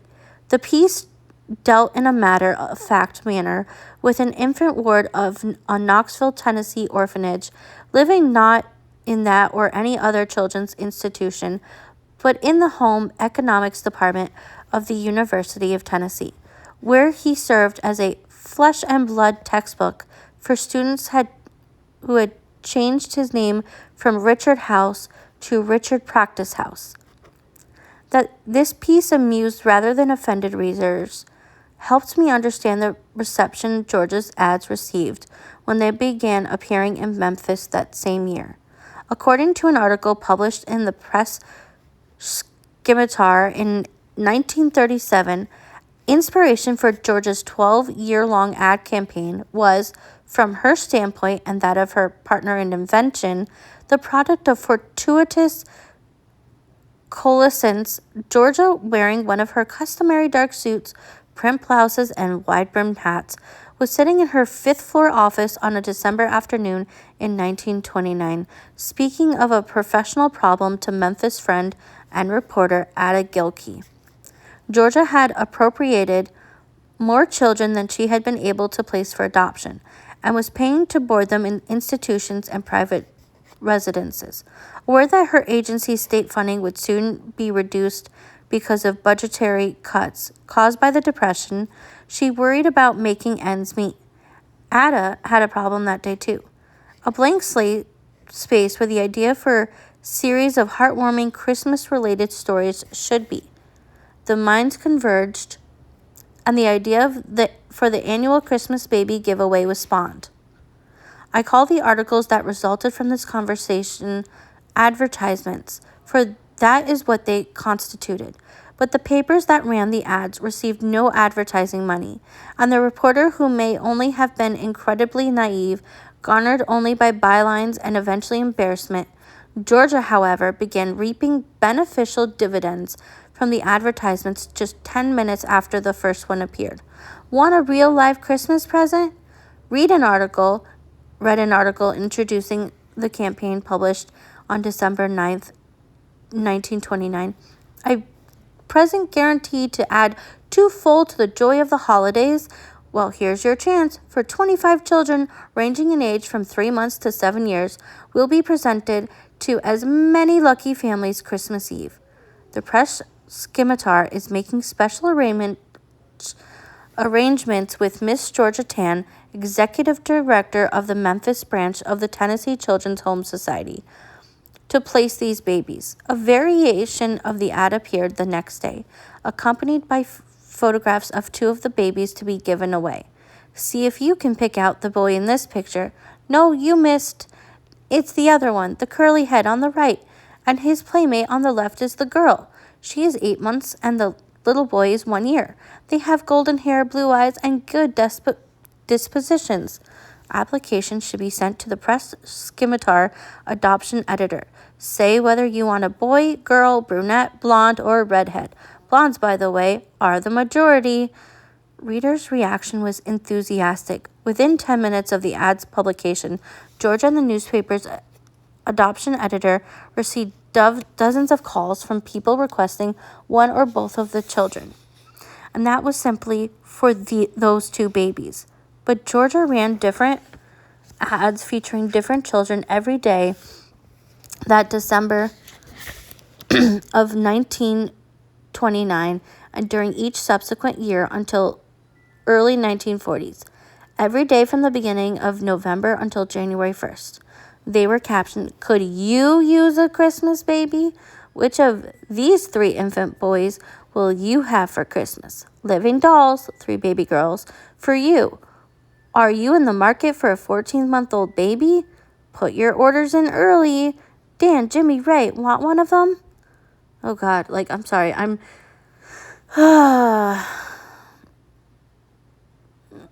this is all really, disgusting to read. I will be honest. This is exactly what it is, right?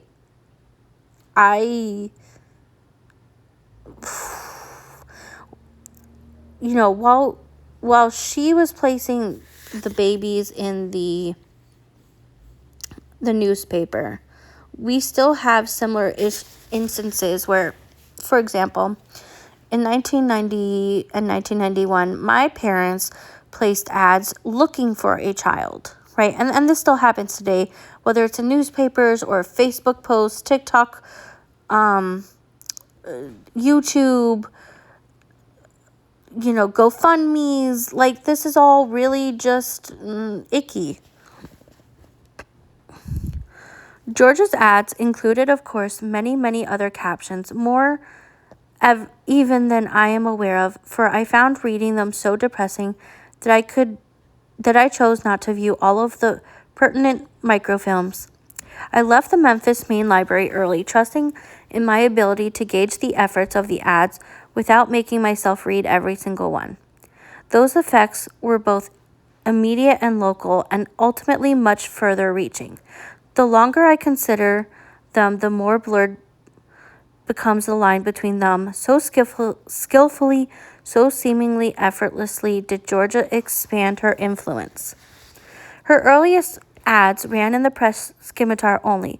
They resulted not only in the adoptions of all 25 of the 1929 Christmas babies, but once she exhausted her current supply of children, also in completion of a backlist of prospective adoptive clients, a waiting list of sorts, the ads garnered Georgia increased donations and local celebrity.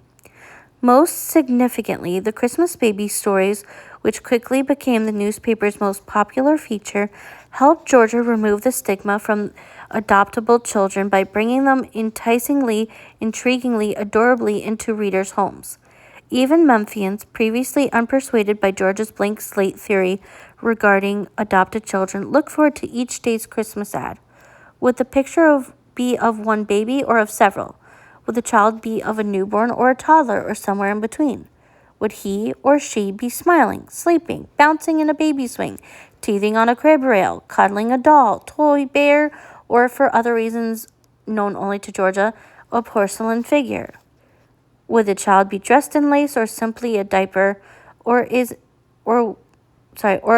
was Master Paul, advertised on December 14th of the first year, nothing at all? Our photographer caught the young gentleman a la nude, but he wasn't the least bit perturbed. He is 7 months old and blonde. I'm sorry, what? They put a naked child's picture in the newspaper to sell him. I am at a loss for words for that. Elderly citizens saved their favorite pictures.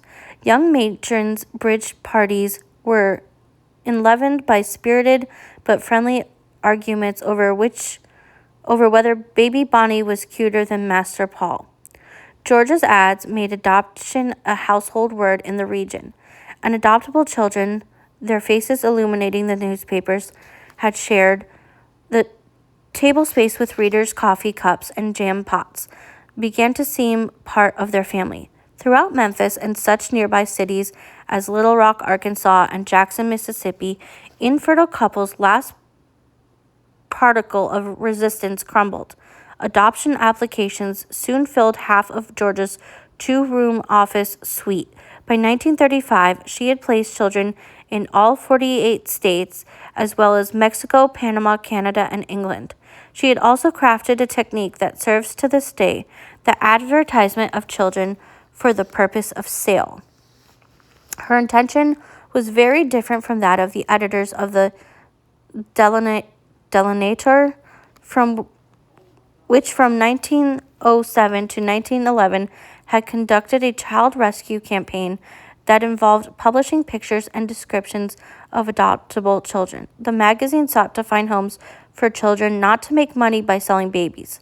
Organizations such as Adopt Us Kids, a project of the U.S. Children's Bureau, which seeks adoptive parents for children in foster care, continue to use pictures and profiles of waiting children responsibly today. So I'm going to just say I actually have to dig deep, but from my understanding, from what I've seen and know of Adopt Us kids, I have an icky feeling. That's just my thoughts. I don't think it's responsible, but again, that's just my thoughts, and that's something that we can definitely dig into at a different point. Continuing on, Adopt Us Kids' description of waiting children includes significant information regarding their backgrounds, such as whether they've spent time in an institution or will need help coping with physical or psychological problems.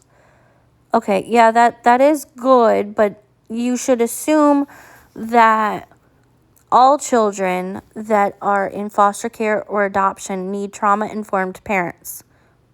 That's all I'm going to say to that. Georgia, on the other hand, revealed nothing about her children other than their physical appearance and the age she reported was often wrong.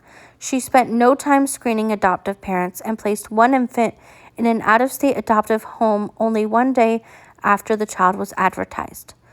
Unfortunately, there are many unscrupulous brokers around the world today who follow Georgia's lead. Their methods have changed. They're less likely to advertise in newspapers than on the internet. But, like Georgia, today's brokers often steal children from their mothers or coerce the mothers into relinquishing them. They also copy Georgia's practice of concealing information about children's backgrounds. And like Georgia, they often become wealthy from their sales. Okay, so that is still happening. Not all agencies are, making profit, and a lot of them are not overseen by the government, which is a huge problem. So we have to remember that. Now, there are agencies who are still doing adoptions, but also losing money, right? And I think that's important to point out when we talk about adoption, private infant adoption being $1 billion industry. When I say that, right, when we talk about the funds, that doesn't mean for profit. There are things like oversight. There are things like programs. A lot of this comes into one of the laws that came into place. I can't remember the exact law. I did a video on it. But it's important to go over this because while, yes, it's a huge industry, not all agencies are equal, right? That doesn't mean that there still isn't harm, but we have to remember that. It took me a while and placement of Georgia within the context of other adoption arrangers of her time to appreciate her commercial brilliance. Not even larger, long-established agencies located in populous areas affected as many adoptions as she did. In 1928, Georgia, who as yet had neither orphanage nor staff, handled 206 adoptions. That same year, New York City's Spence Alumni Society and the Alice Chapin Nursery, which would later merge to form the Spence Chapin Agency, together arranged only 83. The average annual number of adoptions arranged during the 1920s by the Boston Children's Aid Society was 5. It's difficult to determine how much of Georgia's greater productivity can be attributed to her marketing techniques and how much to her criminality. Reputable social workers had an infinite number of children to place. Those orphaned or relinquished by their parents, Georgia placed for adoption any child she wished. I soon discovered that Georgia's influence was so great that even ethical social workers would, by the 1940s, place for adoption many more children than they should have. Georgia transformed adoption in other ways as well. Her ability to make adopted children seem appealing as children, not as potential laborers, attracted clients she called high type, wealthy and cultured. The children they desired differed from those sought by clients of Charles Loring Brace. 3 times more orphan trained boys than girls were chosen by Brace's farmers, who wanted sturdy field hands. The farmers preferred older children to toddlers. Braves didn't even attempt to place infants. Georgia's clients sought babies, the younger the better, and many were eager to adopt little girls. Georgia's influence upon the frequency of adoption was local at first, but when the Christmas Baby series was syndicated in the 1930s, what I can only term the humanizing of adoptable children began to spread. I would say the word should be dehumanizing, but that's just me.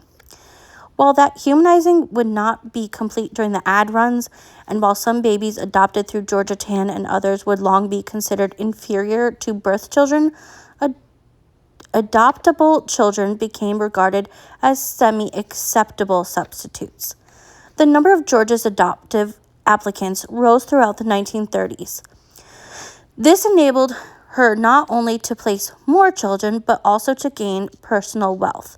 She didn't openly affix price tags to children, but instead charged fees for transporting them to their new homes. Georgia directed the prospective adoptive parents to make the checks out to her and not the Tennessee Children's Home Society, and to send them to her private post office box in Memphis. The fees included travel expenses for a worker and the baby to be adopted, and were due in 3 installments.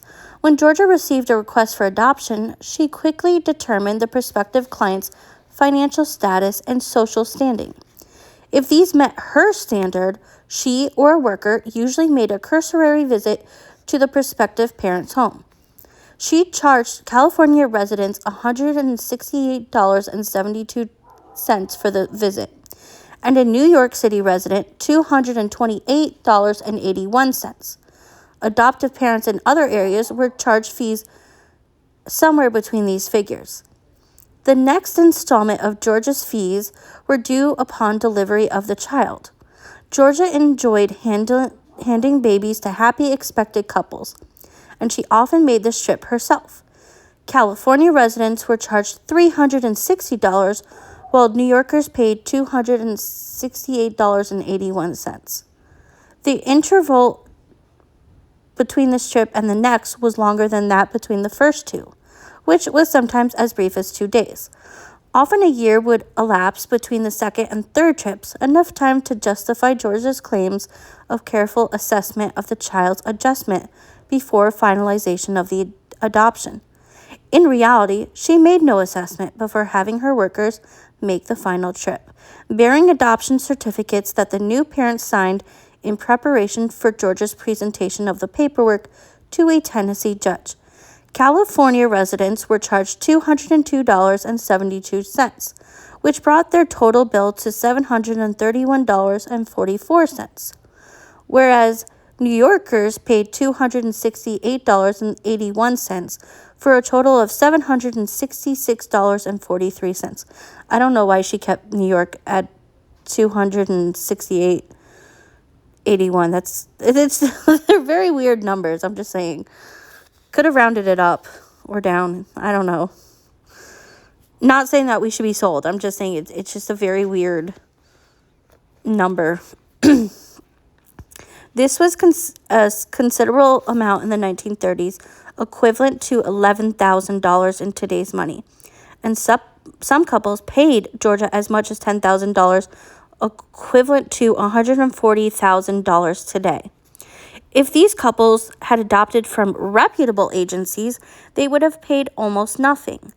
Some probably didn't understand this. I don't know how many realized how Georgia achieved her profit by charging the same transportation costs several times over. Seldom did she or her workers visit one family or ferry one baby only. Instead, Georgia or a minion would fly to Los Angeles with 4 infants crowded together in a handheld wicker basket, and often with toddlers and older children in tow. With the children, she would check into a suite at the Biltmore Hotel. Soon afterwards, she would bring them to the lobby and give them to their new parents. Issues regarding guilt, not necessarily complicity, but tact, passive concurrence, interest me perhaps more than they should, given my connection to adoption, but often, especially after speaking with Memphians who insisted to me that Georgia began with good motives and that none of her clients realized she was operating illegally. I found myself wondering whether the people picking up children in the lobby of the Biltmore Hotel did notice each other's presence. Did they not know the cost of air tickets or hotel accommodations and realize that their check alone would have covered George's expenses? And that if the other couples paid as much money as they, Georgia would have a considerable amount left over? She would, in fact, make more money from one trip than the couples in the lobby could easily have known, for she would, the next day, make several preliminary and adoption finalization visits, collecting at each stop checks covering the full cost of her air and hotel fare. In at least one case, Georgia received 11 times her actual expenses. Some adoptive parents knew that Georgia's charges were padded. Their adopted children told me, but it must have been relatively easy for prospective adoptive parents to overlook this and justify paying suspiciously large sums of money, especially, and Georgia knew this would happen after they had seen their baby. Okay, so I want to make this clear. That very much still happens today, right? So many will still justify the cost. Oh, but it's adoption fees. Oh, it's going to the birth mother. Oh, it's this. And it's like, you guys don't realize that, sure, okay, cool, we have overhead and all that. Yes, there are lawyer fees and adoption fees, which is, depending on the state, maximum $2,000, right? That's without a lawyer. If an agency is involved and giving money to a birth parent, which again doesn't always happen, but it does happen, right? Again, it's like $2,000, $2,500, and the birth mom is on, Medicare. Not enough to really get through, right? So as I was saying, that still a lot of, not only do we not have reputable agencies, right, that are still operating and that are not oversighted by the government, there are some, but majority are not, but we also have those that are charging tremendous scale, money to adopt a child, and most of them are not fully preparing these adoptive parents, right? And when the adoptees who are educating, like myself, are trying to explain, hey, this is human trafficking, hey, this isn't okay, there are other ways to it. If you really need to adopt, right? Not saying that you should, but unfortunately there are circumstances where a child needs a safe living home, yada, yada, yada. Why are you doing this, right? And in the same breath, we have those same adoptive parents trying to get tax credits and doing fundraisers and GoFundMes and all this to raise that money to adopt a child. Meanwhile, the pregnant person and their family, right, usually want to raise their child, but are lacking financial means and support and emotional support to raise that child. And adoptive parents really think that they're better off, and a lot of society in general really think that if the child goes into a upper middle class or wealthy family, then everything's going to be better. But it's just a different life. It's not better, and it's one filled with trauma. Even when you have great adoptive parents, there are still levels of trauma, right? And that has to be made clear, and I think this is why reading this book is so vital to talking about the history of adoption. All right, continuing on. Issues regarding guilt, not necessarily, where were we? I'm so sorry, we just read that.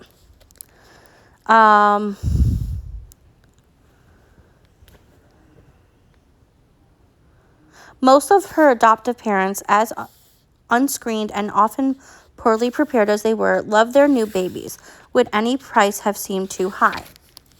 I understand this more than I want to. My daughter's adoption was private. The cost involved was small, just over $2,000, and included several days' medical expenses for Beth and legal expenses for her mother. I would have paid more.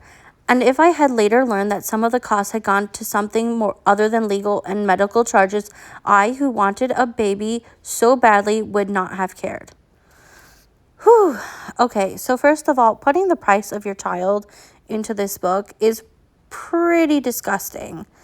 And this is coming from an adoptee who has seen the literal breakdown of how much my parents have paid. Okay. I'm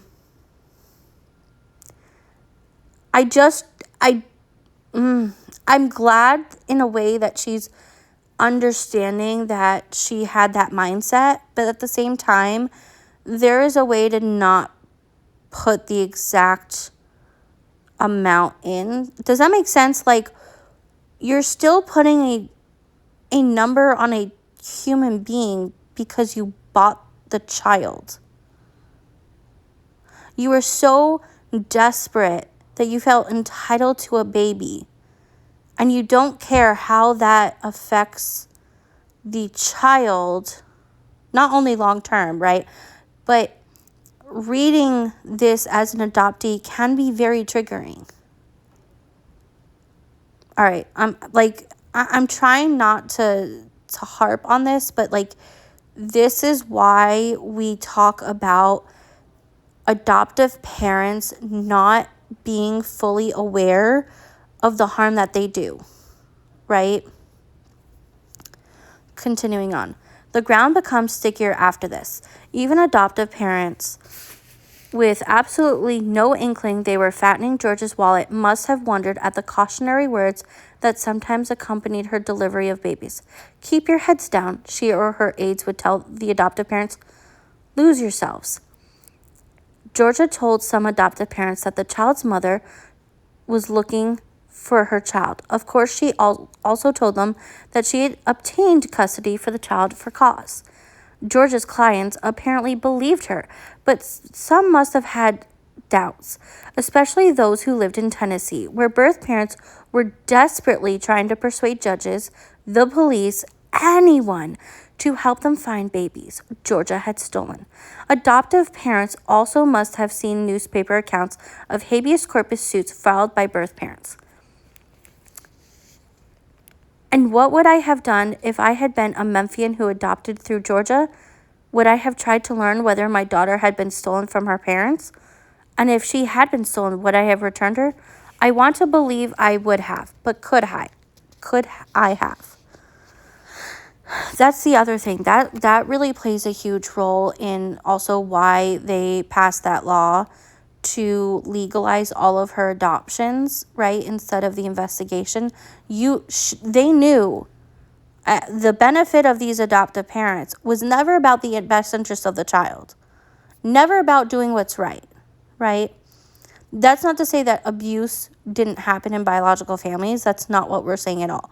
But remember, the removal of these children was not due to abuse, but was literal kidnapping and due to impoverished situations. Right? We have 100 years of the same method that is happening. 63% of children removed in foster care are removed due to poverty. Now, yes, some do get reunited. Some end up in kinship, which is great. That's a great, when necessary. But that's still a huge issue. Why are these children being removed in the first place instead of offering the necessary resources?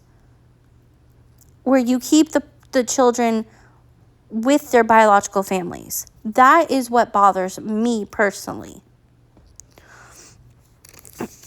Okay. The opportunity to overcharge for travel expenses soon led Georgia to reverse her early picture of placing most of her children with the Memphis couples. By the late 1940s, she was sending 90 to 95% of them out of state. And the more locals her babies were in, the higher through word of mouth, grew the number of people seeking to adopt through her. To satisfy the market she'd create, she stole more and more children. Georgia's methods were blatant enough to initially make me marvel that they were tolerated, even by Memphians under Ed Crump. I may have been overestimating Memphians or underestimating Crump, who robbed citizens who displeased them of their jobs often their homes. It had not been simply Gerald Stratton, the former county clerk, who'd criticized Crump's support of the poll tax, who had been driven from the city. Pharmacist J.B. Martin, a black man refusing to be voted by Crump's machine, supported Republican Wendell Willkie for president in 1940, was forced to flee to Chicago. There, like most displaced Memphians I learned of, he prospered, eventually becoming part owner of the Memphis franchise in the Negro Baseball League. Okay, that was the name of it. I don't like saying the word, but I'm just reading it for that purpose. His accomplishments, however, like those of the other immigrants, brought him no hometown honor. And when he returned to watch his team play, Crump had him ejected from the ball.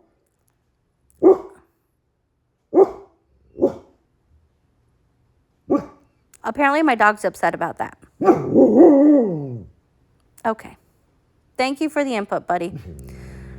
Attorney Ben W. Kahn was beaten and arrested for backing a Crump opponent. Another attorney was banished for referring to Crump by the name which, bestowed upon him by out-of-town journalists, was avoided by prudent local citizens as boss.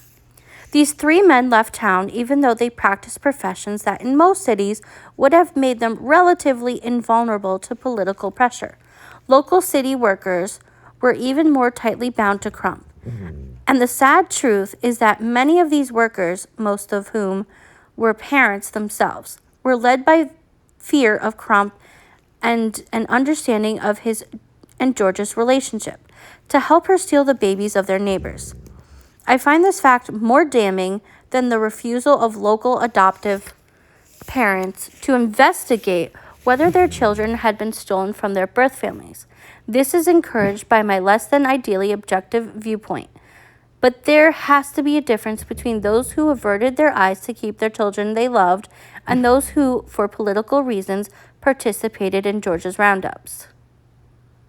Okay, I want to say it could be both, right?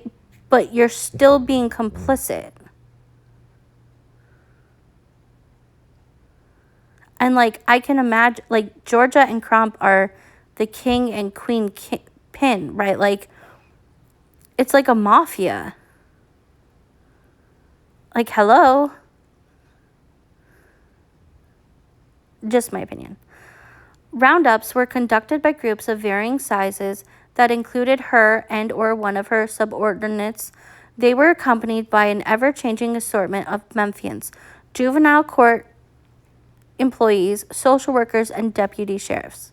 Armed with papers signed by Judge Camille Kelly, the groups descended upon the apartments, homes, farms, even houseboats of poor parents, rounding up their children, looking them over, and carrying off those Georgia deemed most marketable. The reason most often cited in Judge Kelly's authorization was their parents were providing a quote-unquote poor home environment. Georgia wasn't required to explain why she often seized only the youngest members of a sibling group, not all. The children most vulnerable were newborn to age 5, although Georgia sometimes took children as old as 16. Some of her clients preferred adolescents. Among the more disturbing entries in Tennessee's docket books are those indicating the adoptions by single out-of-town men and women of 16-year-old boys and girls. Okay, that is disturbing. I'm not saying they're all bad, but concerning, to say the least. Georgia expert Denny Glad had told me, aim to please. so much so that she sometimes sold children to order. I learned from a 1939 habeas corpus suit. The subject of the suit was 4-year-old Kirby Gribble, who had been cited by a spotter. By 1939, Georgia's spotters included not only her staff of 6 women, certain nurses, physicians, attorneys, and Judge Camille Kelly, but also social workers employed by agencies other than Georgia's own. One, an employee of the Memphis Family Welfare Agency named Sarah Semmes had long been counseling 31-year-old widowed Grace Gribble on providing for her 6 children, who ranged in age from 3 to 10. Grace trusted Sarah Semmes, was accustomed to her visits, and when she dropped in that hot day with a middle-aged woman named Helen Rose, assumed that Helen worked for the Family Welfare Agency too.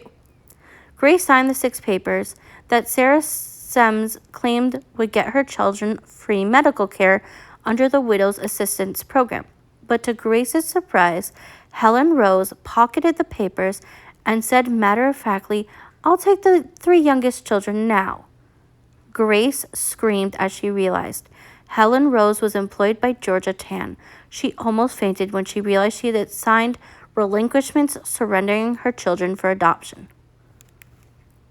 So I'm just guessing that Grace may not have been able to read, and so, or had time to read, not going to say that she wasn't coerced, because it's definitely coercion, but like manipulated to sign like she believed them, and then this is what happened, right? So yeah. She was lied to. Anywhere other than in the Memphis of the time, Grace's surrenders would have been deemed null and void. But as Grace cried that day, and the 2 women and a driver carried her 3 babies off to Georgia's limousine, Helen Rose carried 4-year-old, red-haired, blue-eyed, weeping Kirby and said, "We have an order for a boy of this age and type." She realized the futility of fighting. Still, she rushed to juvenile court, and spying Georgia Tann grabbed her arms. "Where are my babies?" she cried. "They're on their way to a much better life than you could provide for them," said Georgia. "You should thank me." Crying, Grace pleaded for her children. "Forget them," Georgia said. It took Grace 7 months to find a lawyer willing to take her case. Meanwhile, her 3 youngest children attempted to adjust to new homes in 3 separate states. Dorsan, age 6, had been placed with an Orlando, Florida newspaper publisher and his wife, who wanted a companion for their biological daughter. Oh yes, let's just gift their biological daughter a sibling, right? Like, oh, we're already giving Christmas gifts. Here, have a child. Like, sorry, I'm just, ugh. I don't think it could get any worse. I'm sorry. I really, like, I'm not sorry, but I am sorry for you. Like, you guys are reacting with me, I know. 3-year-old Cricket, the luckiest of the 3, was adopted by a Memphis physician and his wife, who loved him. Hand-picked 4-year-old Kirby was rejected within a year by the Blytheville, Arkansas couple with whom he was placed. Returned to Memphis by train with $1 in his pocket, he was transferred to Nashville, where he spent 7 years in foster homes before being adopted by a heavy-drinking Saginaw, Michigan couple. The trial resulting from Grace Gribble's lawsuit against Georgia Tann took place on April 29, 1940, was an exercise in warped thinking. The issue at hand, which should have been whether the young widow had willingly surrendered her babies for adoption, was transformed into whether Grace's finances equaled those of her adoptive parents. In vain, Grace's lawyer protested that the issue was not who could provide the children with more comfortable lives, but who is their legal providing. The overriding issue, how much can Georgia get away with, was never publicly articulated. But it was answered in the presiding judge's orders, which stipulated that Grace's children would remain with their adoptive parents. Regarding the children's grieving mother, he said, This is one of the sad tragedies of life that even a mother must endure for the best interest of her children.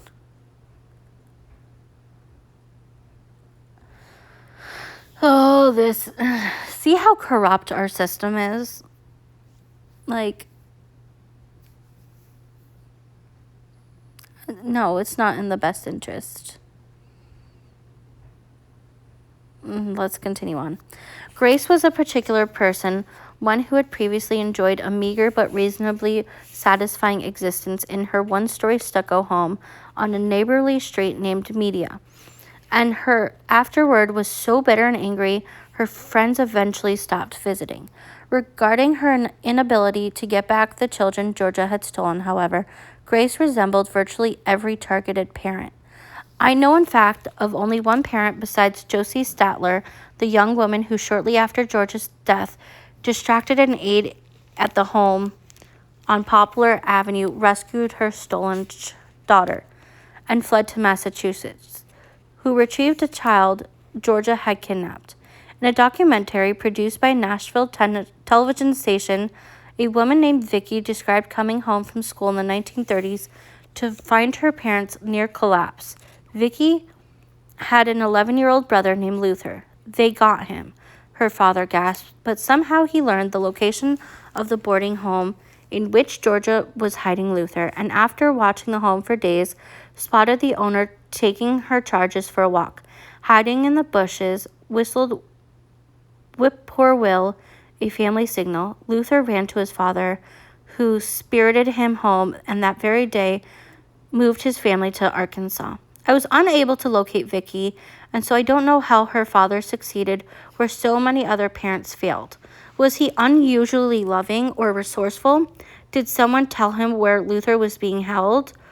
His story ended happily, yet it leaves me with a lingering despondency. I imagine the tone with which Vicky's father choked out, "They got Luther." It is a tone of quintessentially, sadly, of Georgia's time, and its contradictory mix of shock, of the randomness of the raid, and acceptance of its inavailability. So even in this, right, even in Georgia's time, not only do you have lawsuits, you have parents wanting their biological children. They're not willingly giving them up for adoption. There is manipulation. There is kidnapping. And this is exactly what we talk about, how the system still preys on families that are in these circumstances, right? This has to stop. Anyway, I will see you guys tomorrow for the next chapter.